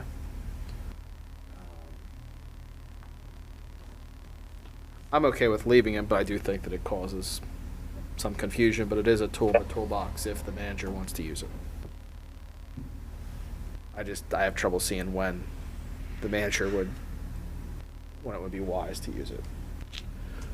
I mean, I can see scenarios, a relative is going into home hospice or something to that effect. I'm going to need some time, but I don't necessarily want to walk away from my job. I would think that we as an employer would want to have the freedom to retain a good employee even in an extraordinary situation like that. So maybe you catch somebody that's not covered under FMLA. Right.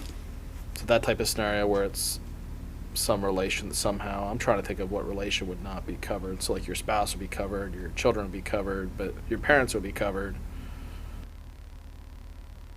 I guess perhaps there's some scenario where you're like the only person for that person. And again, How that works out. the dispensation would be at the manager's discretion. Yes or no? You know, I get what you're going for, or not. Folks, okay if we leave it in? Do you see any problems with leaving it in, Harry? No. Sarah, have we had issues in the past that created problems with it, or we've been able to explain them and? We have not, and generally anybody that needed any extra time off, they had vacation time or personal time that they would use, so it's never been an issue, really. Okay. All right, leave it in? Okay. That takes us to holidays, 7.19, 719, which again reflects, as I had said earlier, right, any non-unionized full-time employees are provided the same holidays as the non-uniform collective bargaining agreement. So that deals with one of those discussions we had the other year, which deals with the observation of holidays and how that works, which is for employment purposes. So if it falls on a Saturday, it'll be observed the Friday. If it falls on a Sunday, it'll be observed the Monday.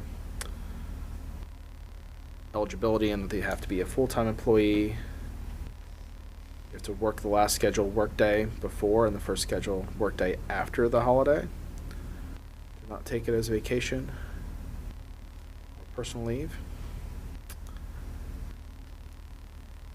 Any questions about holiday pay?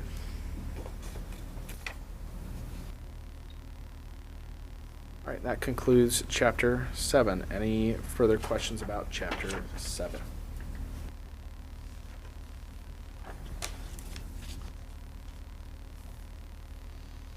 All right, not seeing any. That takes us to Chapter 8, which is the Family Medical Leave Act policy.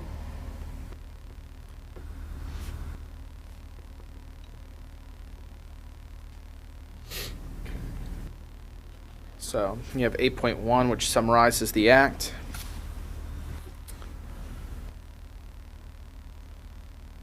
Eight 8.1.1 deals with your basic leave entitlement. These are all, most of this is language that comes directly from FMLA. Mm-hmm. Now, the employer does have some flexibility in certain matters, but not with the 12 weeks, the 1250 hours. The 12-month period.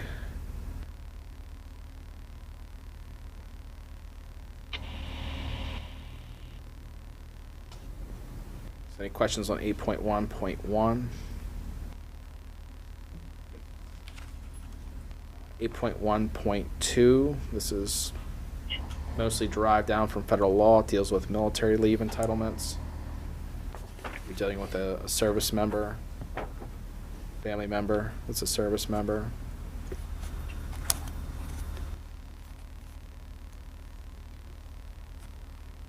Eight 8.1.3.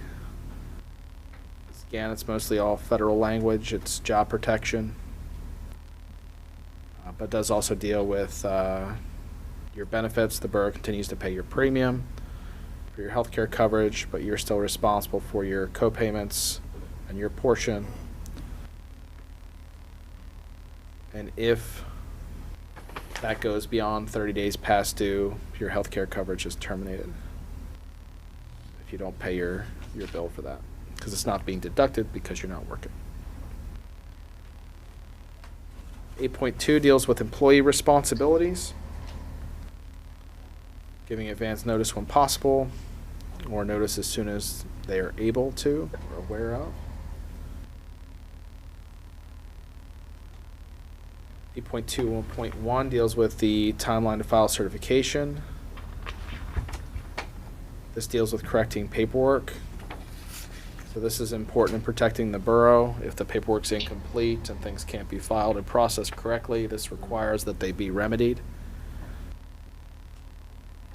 FMLA is one of those things. Once it's granted, you have to be careful that you monitor it and that everything is done as it's supposed to be done. 8.2.2 deals with recertification, which is similar. Right, if someone's off for a serious health condition, they have to be able to provide certification that they are fit for duty to return to work.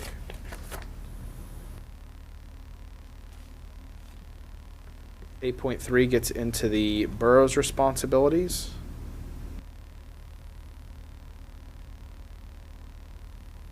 So again, there are timelines there that deal with our turnaround if we would deny leave for any reason. Medical analysis. Yeah.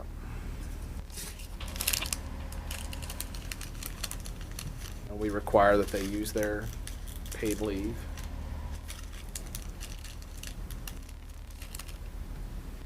One item, the last paragraph under 8.3, that is within the borough's rights to determine about the use of intermittent leave. Right. So that's something to be aware of. Not everyone understands that. The borough can say yes or no to that by policy. But generally, it's going to be in the borough's favor to grant it just because of the ability to continue to operate. In some employment scenarios, that's not the case. 8.4 deals with record keeping, which is boilerplate. 8.5, restoration of employment.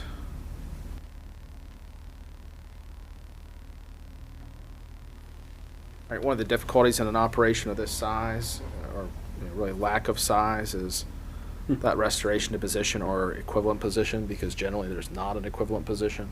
Right.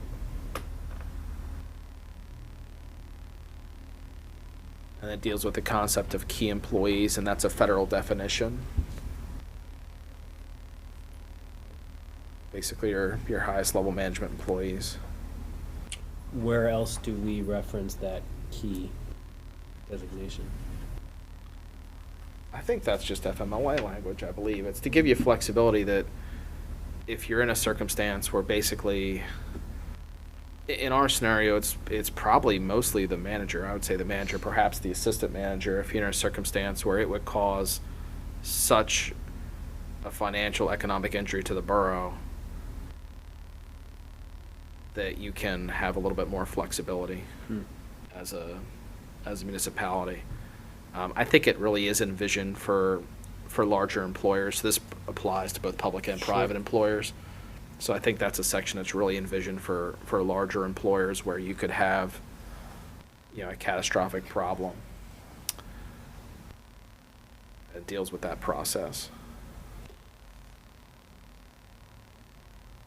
Any questions up through 8.5 otherwise? All right, 8.6 deals with notification of rights. A lot of this that's stricken is simply because it's kind of out of place Department of Labor language. It's something that belongs on a poster that we're required to hang. Right. And it appears here also, which doesn't really make a lot of sense. So it basically gives you the notation at the bottom that it's posted as required. And of course, the HR coordinator can provide you with additional details about your benefits. So, questions about FMLA, Chapter 8. Exciting evening. I do have Yes. one question. Harry, is the wording under the family leave vague enough to accommodate a father needing to take time off to care for a child? Is it vague enough to accommodate mothers and fathers? Candidly, Judy, I have not been provided with that language, so I mean, you've been working directly with your employment counsel on that, so I'd have to look at what you're specifically, Well, it in order seems for to me me to. like it is vague enough. I think that it is. We could ask Labor Council specifically, but I mean, I like those first few bullet points. You have the right to utilize FMLA for incapacity due to pregnancy, prenatal medical care, or childbirth, so that doesn't apply, right? But you have the right to care for a child after birth or placement for adoption or foster care, so that applies. You have the right to care for an immediate family member, spouse, child, or parent with a serious health condition, pregnancy, childbirth, or a serious health condition. To take medical leave when you're unable to work because of your own, which is not the case here. But yeah, I think that it does, both recuperation Seemed to me and it care of the was, child, but I think was it does. just being We've had a careful. male officer that was off for one of those reasons listed there That's what I was gonna say. years ago. Yeah, no, and it's good. Recently. It's a good question to ask. Yeah, we have relatively recently too, but it's a good question to ask because I have dealt with people in HR that did not understand that. People were told, hey, you get 3 days off, have a nice one. And that's not how any of that works. So it's a very good question to ask. All right, Chapter 9. Now, there were a number of notes in Chapter 9, and I would kind of ask a generalized question. Chapter 9, and this came back from Labor Council as well, and this is something I kind of looked at. Chapter 9 is titled Workplace Safety Plan Pandemic. So this is language that was written basically in response to COVID-19 and reflects a lot of the things that were done in response to the pandemic. So I think the kind of question we have to consider here at the beginning, and the second note there identifies this from legal counsel, Labor Council, is whether this is a section, a chapter that should, because of how specific it is to the COVID-19 pandemic, if it should be stricken or if it should be significantly dialed back to really be more appropriate for kind of more of a multi-hazard, or it gets very detailed into things that may not apply in other similar circumstances. Probably won't. I would think that the chances of a pathogen being so similar exist, of course, but it's just like you're going to deal with the exact same Well, item. it even calls out COVID-19. Yeah. The next one won't be COVID-19. It'll be COVID 25. So I'm just not sure that it's really. I'm looking for some input on what people want to do. If you want to make this a little bit more generic, or if you want to Yeah. strike it, or how do you want to deal with it? So I read through the whole section. It's a pretty good approach to what we dealt with here in 2020, where, again, I think it really bears repeating that our staff did an exceptional job responding both on behalf of the borough and for the borough.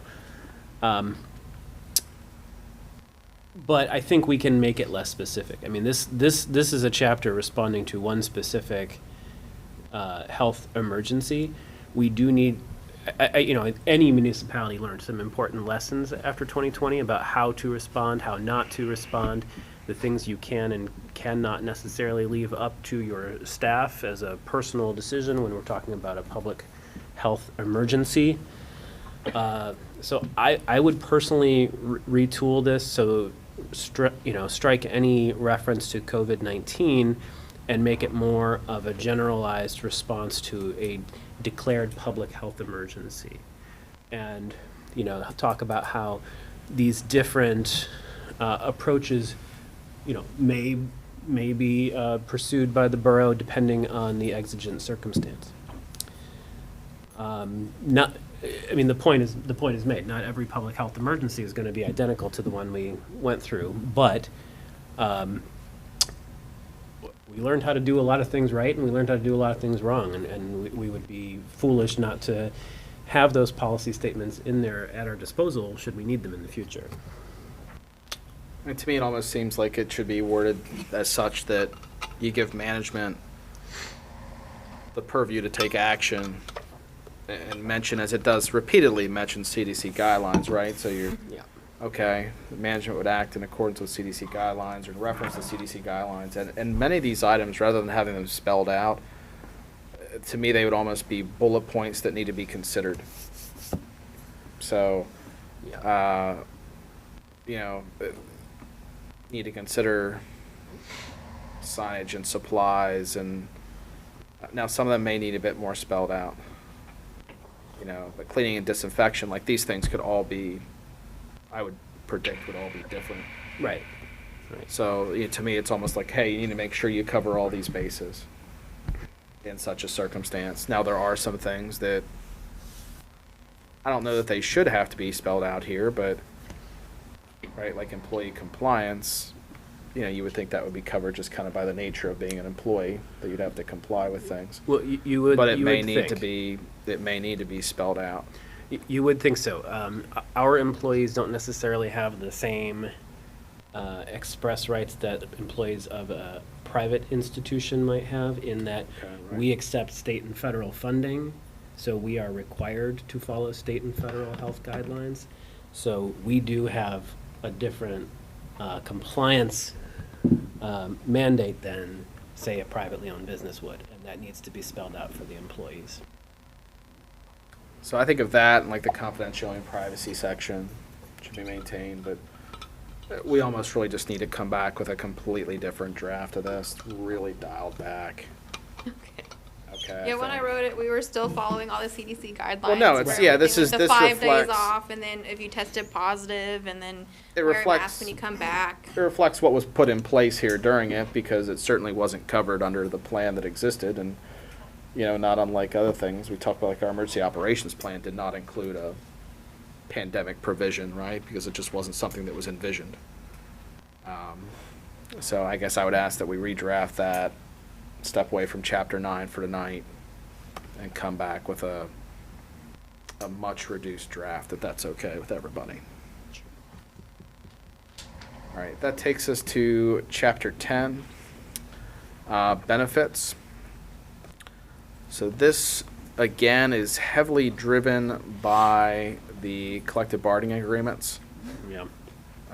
You have 10.1, which is a significant portion of this, deals with insurance. 10.1.1, health insurance. So this covers your payroll deductions, the health reimbursement account, incentives to have your spouse and dependent children covered by their spouse's employer. Many of these just are very much driven by the CBA, and again, the default here is for the managerial employees to mimic the non-uniform CBA.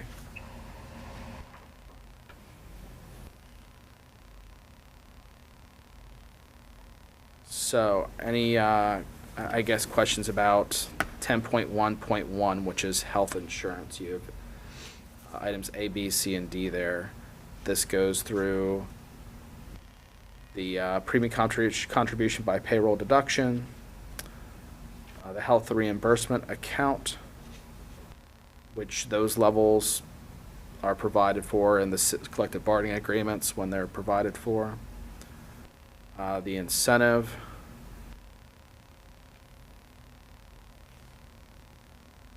One thing I did note on that was in a lot of employers, I know that this is true in many public employers now, in 10.1.c, many public employers require that if a spouse has health insurance that is equivalent afforded to them at their employer, that they take that health insurance. I know that that's true for several local public employers. So it does create a circumstance where you have to then have a tool to assess whether it's equal or not, which can be a little difficult.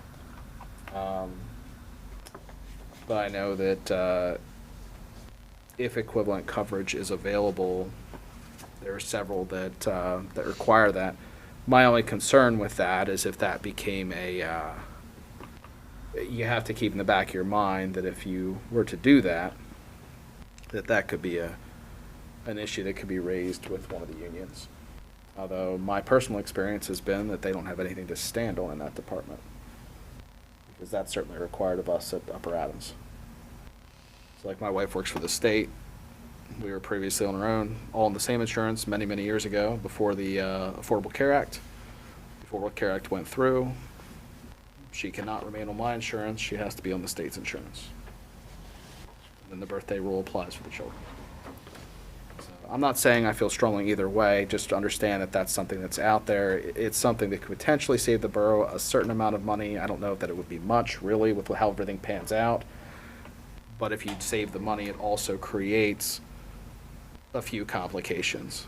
It creates a necessity to be able to assess someone else's health coverage as equivalent or not, and it creates a necessity, or not necessity, the potential that you could be dealing with an organized labor issue as a result. So I think you have to, not saying it's the best thing to do or not, but it's something you can consider, but you have to consider if it's worth the road that you'd have to travel. Right. I'm not sure that it is.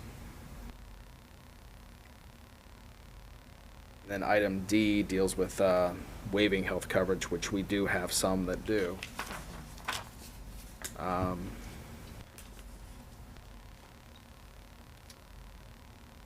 Which there is a rate that is specified, and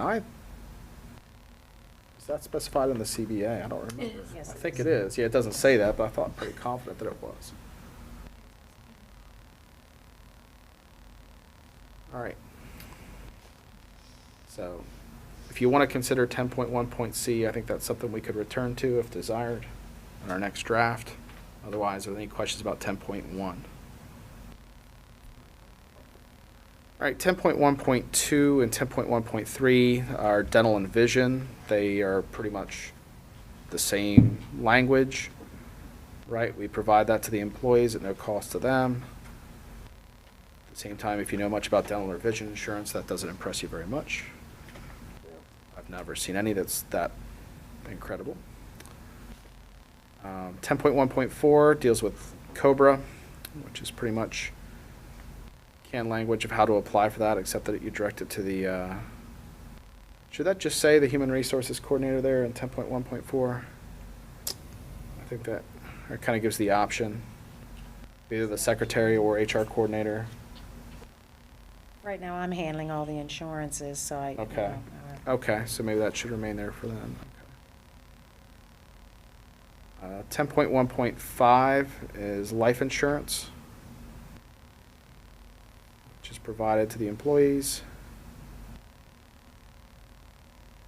10.1.6, likewise, short-term disability.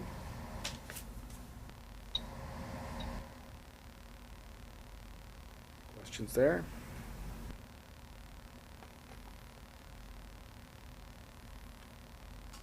Ten 10.1.7, workers' compensation. There are a lot of notes here about workers' compensation, and most of it deals with reporting of this. So this is something where we can really get in a jam if things aren't reported in a timely manner. So under 10.1.7, if injured on the job, the employee must follow the following steps. So there are some notes here which I think are reflective of other conversations we've had in the past about things like work logs.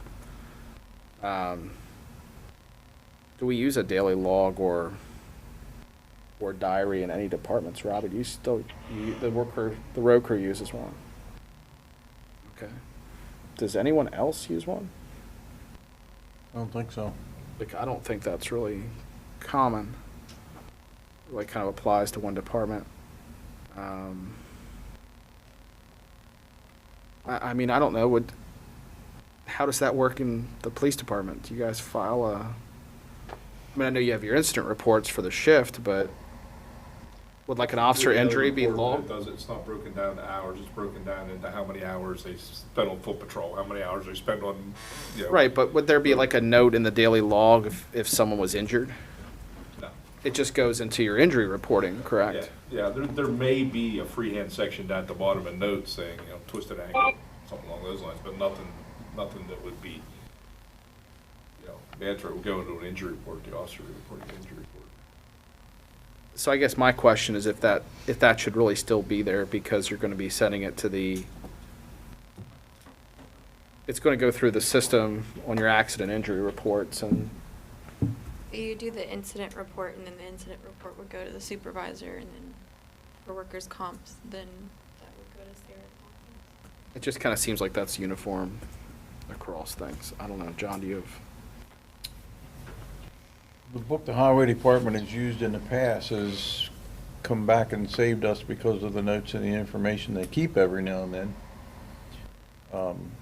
But they are the only one that keep a book as extensive as they do. I mean, there starts out with the first guy in with time and temperature. You So know, maybe we should just insert when exists or when applicable. I don't know. Like it's only one department, but I can see your sentiment, right? If it's there. yeah, I mean, I know you've talked before, like if it's 45 degrees out on a given day and someone, really from the public, I think was the sentiment, said that there was ice on the walkway. There was no ice on the walkway, right. you know, when it's that warm out. Successive days. Okay. Yeah, it's been more of a information sheet for our insurance company, not necessarily for workers' comp claims of borough employees, but For outside, claims from outsiders against the borough. outside claims. Okay. All right, so we'll add that language where applicable.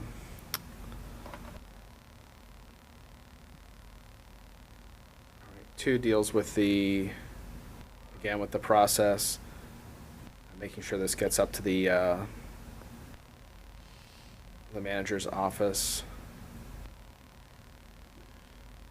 Now, one of the notes here that dealt with the timing. So the notification must come within 24 hours or the next working day in the case of a holiday or weekend. Failure to follow the proper process could jeopardize any benefits that may be due to the employee. And if I understand correctly, I don't think that's really, it's not that we're deciding to not grant something to the employee. It's literally that workers' compensation will tell you that you are out of luck because you didn't do your job. Right. Yeah, That is that's 24 correct. hours is the workers' comp time. That's what they require. I've had people come days or even weeks after an incident, and then trying to report it is No, that difficult. does not surprise me. And it looks like Labor Council is suggesting that the time frame be moved to the beginning of this section. Yeah, make that kind of a priority item there.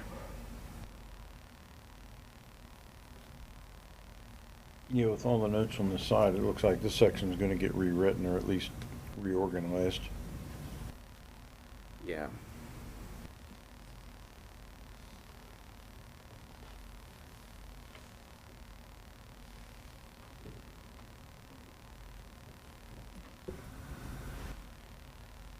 And there is a note from Labor Council about mentioning heart and lung in this circumstance, but I'm familiar with the basics of it, but I have no concept of what language should be added. That's for police. So that's really something that Gretchen would need to give us. I Basically, mean- any injury in the line of duty that would be workers' comp for any other employee is heart-lung eligible for police. So, yeah, we need that language written in the appropriate way. I mean, I wouldn't use that exact language, but it's. Well, that's pretty much what I'm saying, right? Like, I know that this is all, that would apply, but I don't know how to phrase it correctly, and that's what we have Labor Council for. I'll ask Gretchen for it so we can. Okay.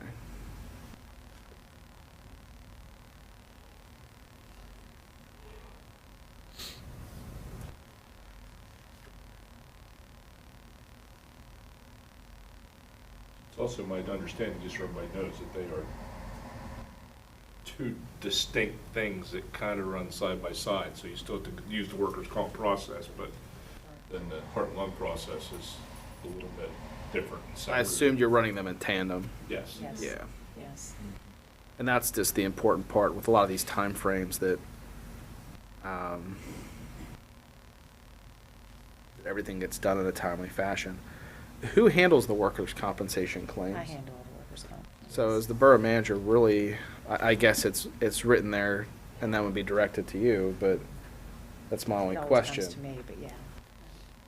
is with how that's phrased, right? This is designed to give an employee guidance about what happens and also to give the supervisor guidance about where things go, right? So your first item there is, hey, if you're an employee, you need to make sure your supervisor knows immediately. But to me, item 2 is more about giving the supervisor direction about where things go from there. So it seems to me that information, that should probably say, to maybe even the human resources coordinator and borough secretary is to me what that says, because if you're out, I would think that Kara would handle it. I could be wrong, but that would be my assumption, because of the time frame that it has to happen. Well, the last time this was written, we didn't have a care. Yeah. Right. Right. Yeah. So, No, that's the thing. Yeah, I don't want someone to hold on to it, right. you know. And it should say either or, just to make sure that it happens. So then it goes into, this is all part of the same segment about being unable to return for work.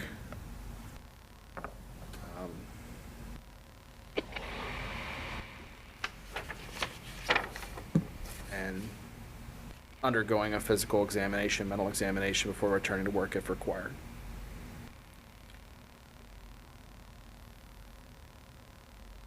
So, people have questions or proposed changes for workers' compensation, or does that seem like we're getting where we need to be?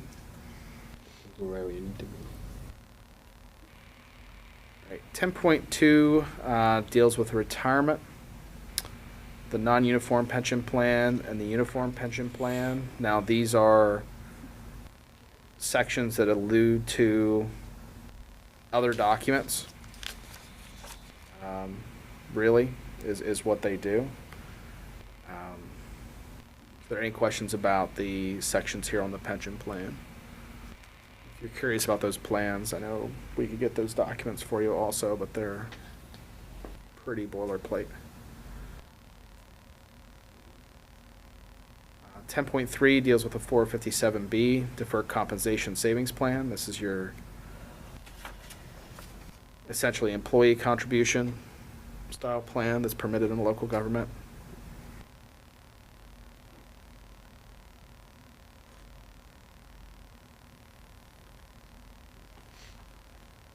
And then we get into 10.4, which deals with education benefits, which is kind of peppered with notes.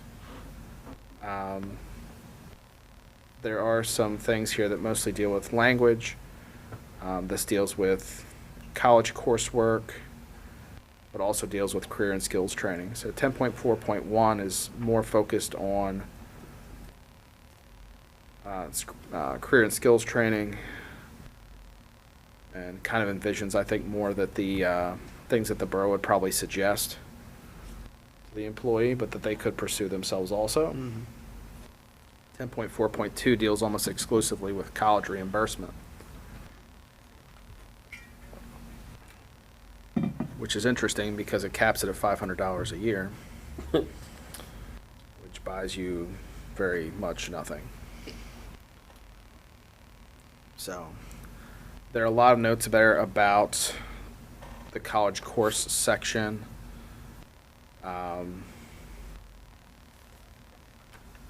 There is a provision there about the degree being job-related in a job-related field. I think that's what the reference is to about legal challenges regarding that provision. Gretchen was not familiar with those challenges that were mentioned.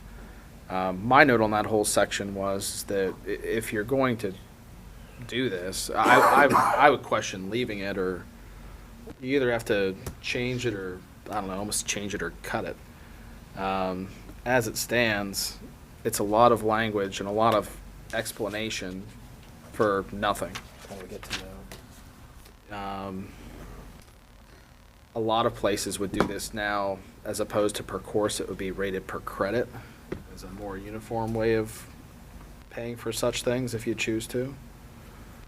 But I don't have a notion of what to tell you to pay per credit, because most of the people you're employing, if not all of them, if they needed a degree to complete their job, it's required to get the job.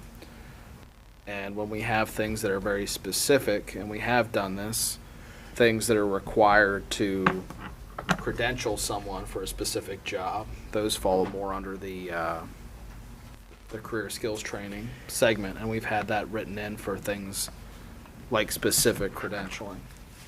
Yeah, this seems to almost, I mean, the scenario it's describing, where we've already hired somebody for the job, but all of a sudden, we're discovering they need some other course or certification. I mean, if that's the case, if they were qualified for the job when we hired them, then anything additionally is probably gonna be our responsibility. And the idea that we would only compensate that up to $500 for something that we're requiring, even though they already meet the qualifications of the job at the time of their hire, seems like that's our expense. I would think that in this unlikely hypothetical scenario where somebody needs to go get this certification in order to keep their job, the better place to bring that up would be in the budget and say, hey, next year we want to send so-and-so to get this certification. And that's kind of how we've done it. I mean, I think all across departments where there's circumstance where we'll do it for certain types of, but it's almost all what I would classify as career skills training. There are specific things to deal with people entering supervisory roles, specific things to deal with certain driving credentials or certain professional certifications that are perhaps not required but make it more cost effective for the borough in certain jobs. But I'm kind of personally inclined to just strike that section because it just doesn't seem like it really applies in this workplace. I think that's where I'm leaning too. It just seems like such an unlikely scenario. I mean, where we see it, or where Chris and I see it in our workplace is for graduate work because Sure. it's desirable sometimes, oftentimes, for the employer to have graduate level work, but it's not required. So it might allow you to offer, say, a course that you couldn't otherwise offer, or improve someone's education. But does this, That's, you're wondering if this is the CBA? This educational reimbursement piece, I've never known anywhere other than outside of a contract. It used to be, and I believe, the uniform contract, but I think it's been taken out now, so I think it's gonna be contractually driven. Yeah, as well. so we need to double check if there's anything in the CBA. I don't think there still is. I don't think it is either. I think it's legacy language. I think that's We're working on it, probably I don't think there's anything in. probably a correct assessment of this legacy language from an old CBA. We need to double check and make sure it's not there. And, I mean, do you see this applying anywhere in your department? I mean, I think that when we have things, we send people for specific courses, but No, those generally, courses they're- aren't they're college educational courses. reimbursements for better. I have an officer or two now that's taking college courses that other areas or other places have it in their contract where if you get such and such a grade on these courses, we'll reimburse you as long as they're job related. But I've never seen it anywhere outside of a collective bargaining agreement. Okay. Yeah, I would suggest we strike the whole section. So let's just strike out 10.4.2. 10.5 deals with attendance.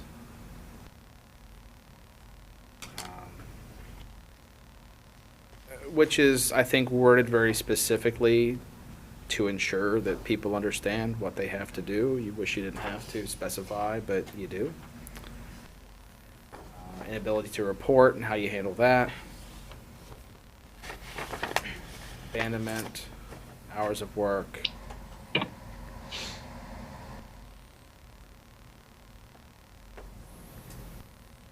Okay. Any additional questions here in chapter 10?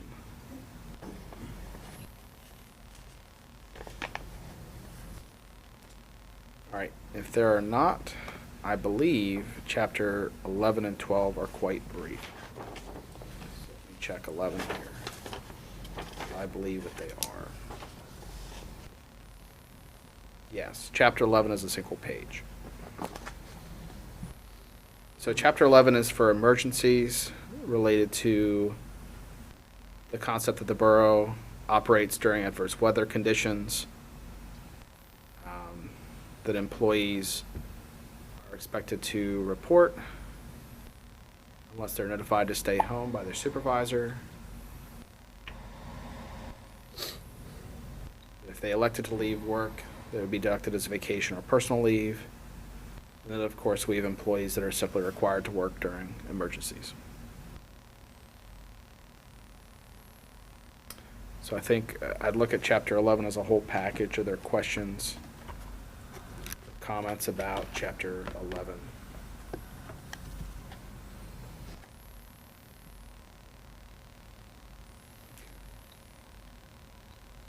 If not, we'll go to Chapter 12, which is remote work, which is also very brief.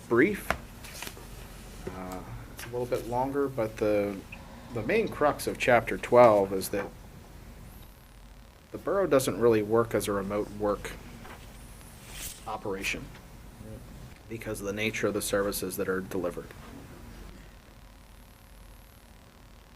So it basically lays out, if we were required, as was being done during the pandemic, that things were staggered, where people are in the building at different times. It lays out the structure for that.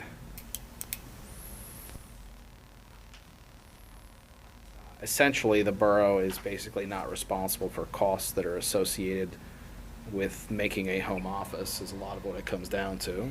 But we are responsible for the things that you would have anyway, such as the computer and so forth. And the employee is responsible for securing those items.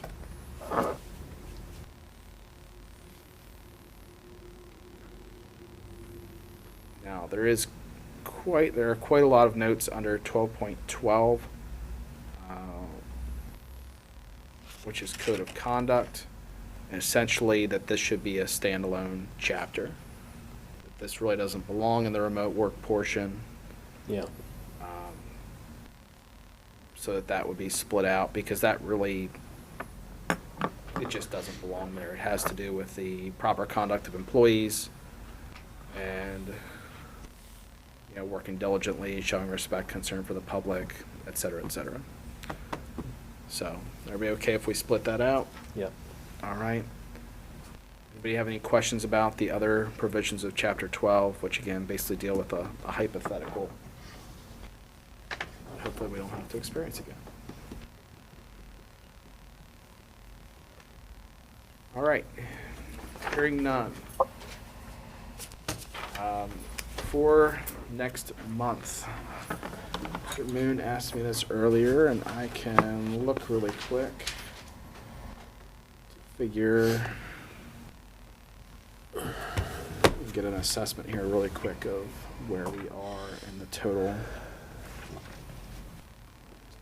contents.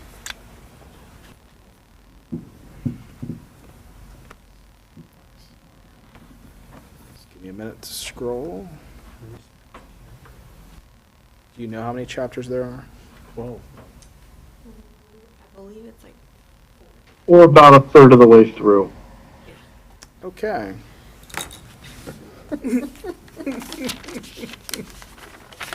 Okay, so let me just make a quick assessment here of where we should go. So you'll be, a number of these there are some of these that are literally a paragraph though. Okay, so for next month, let's see, 13, 14, 15, 16 easily, 17, 18, 19, those are all reasonable, 20. It's going to sound like a lot, but a lot of them are quite short. Yeah, I would say prep 13 to,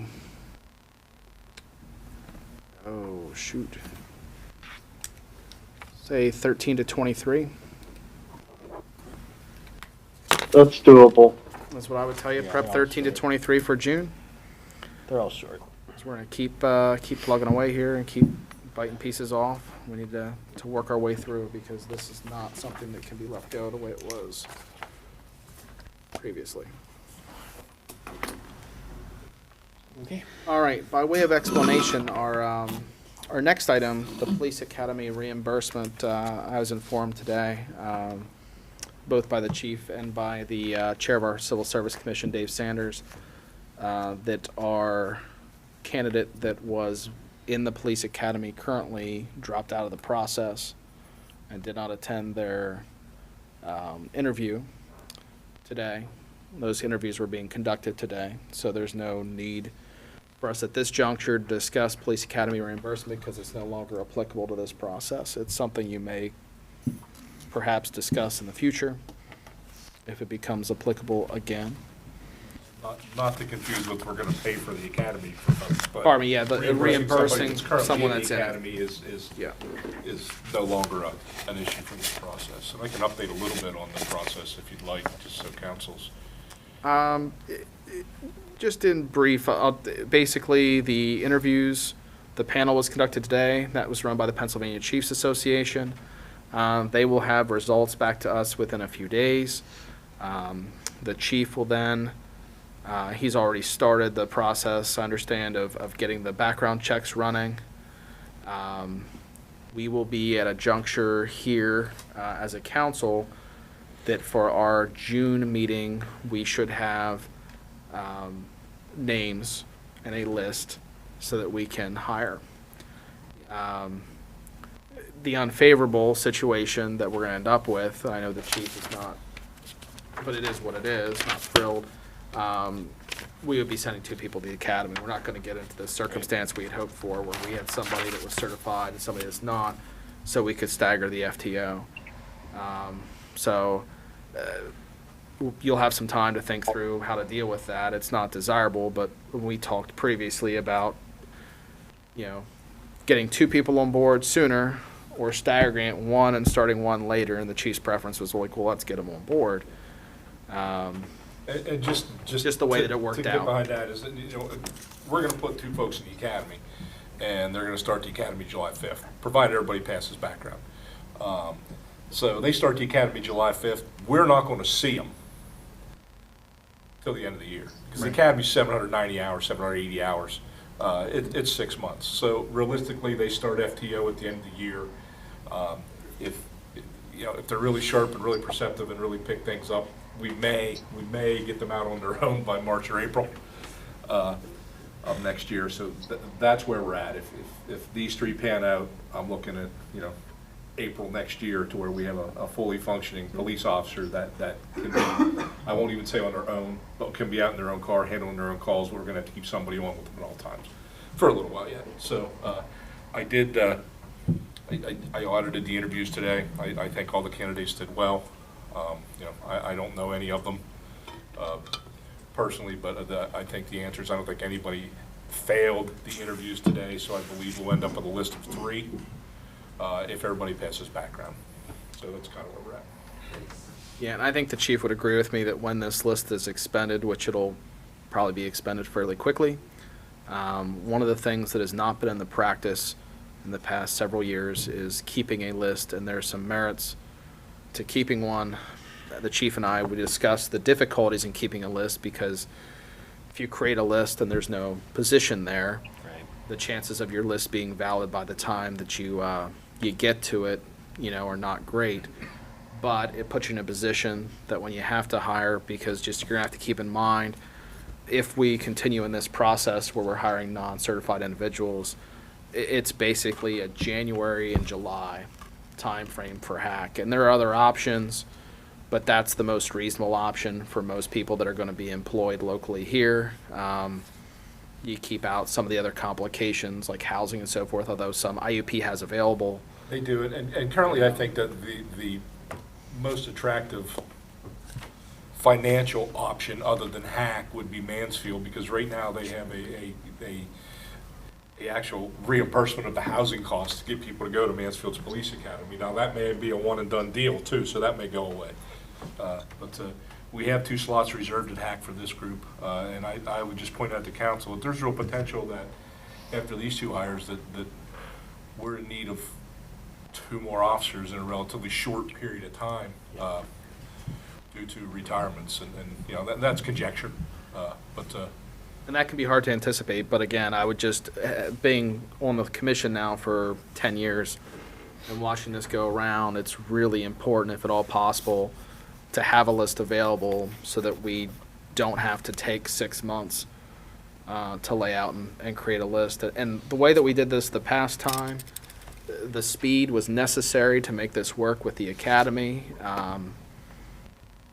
It would be nice if we could spend a few more weeks. The hiring advertisement component, I think, can be relatively continuous, and we can do that kind of separate, but I know that it pushes the limits of what can be done in terms of backgrounds and so forth. So if we could allocate 2 to 4 more weeks, we would be in a better position. There are several agencies out there now that because of this very reason, are trying to keep a list.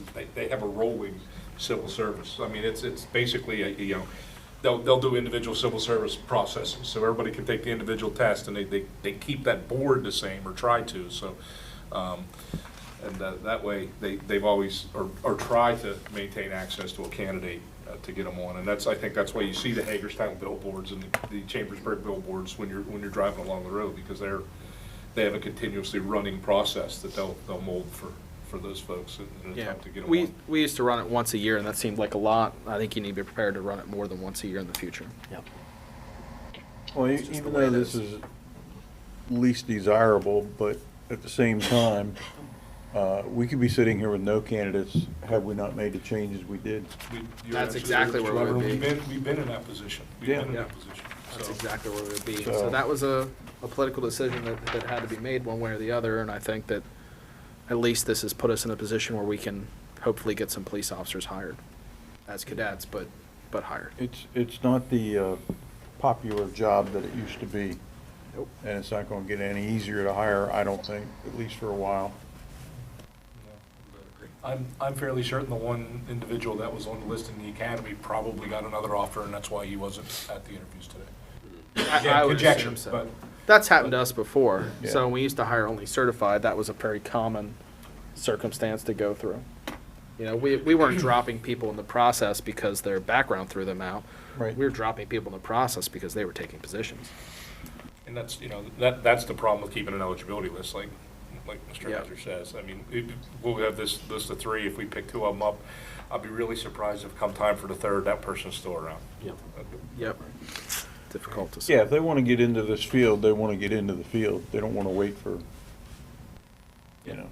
they're going to look for another offer somewhere. All right, any of the other elected officials, any of the officials have comments before we go to public comment? All right, if not, public comment. This is our second public comment period. Sir, please, thank you. Just give your name and address, and please limit yourself to 5 minutes. Thank you. Sure. Tom Shankweiler, my wife Donna Shankweiler, both own the beef jerky experience on Chambersburg Street, just moved in there within the last year. We had experienced just in the last few months, a transient license vendor had been setting up on the sidewalk adjacent to our property, predominantly on Saturdays during the busiest time, kind of blocking some of the access into that area on Chambersburg Street. People are kind of going in, turning around, and kind of heading the direction is the normal flow of traffic when they're set up. They're not bypassing very often the vendor and coming down the street of Chambersburg. So we've been checking in with some of the other people in the corners there of the square, and it appears that written permission is generally given to somebody who's requesting the transient property or a transient license, and myself and the landlord, neither of us provided that or were even inquired about that. And so it just doesn't seem like it was like evenly carried out throughout the borough's regulations, that we should have been contacted, we should have been able to give an opportunity to get permission. And based on some discussions, the lady's trying to move her tent around, but we're the only area, because we don't have tables set up because of dining, we're the only area that has like enough to accommodate a 10 by 10 tent area. And again, it's kind of disrupting our business, and we're there Monday through Friday as a brick and mortar, hoping to do well and continue on year to year. So I didn't know if there was a way to, talk about, this process at all, or get it on an agenda for a larger discussion, or we can potentially reach out to some of the businesses that are on the square and bring them in to discuss the matter. Okay. That closes my comments. Yeah, this is public comment. Yeah, this is your time to speak. Yep. So thank you very much. Public comment? All right, seeing none, we will adjourn to executive session.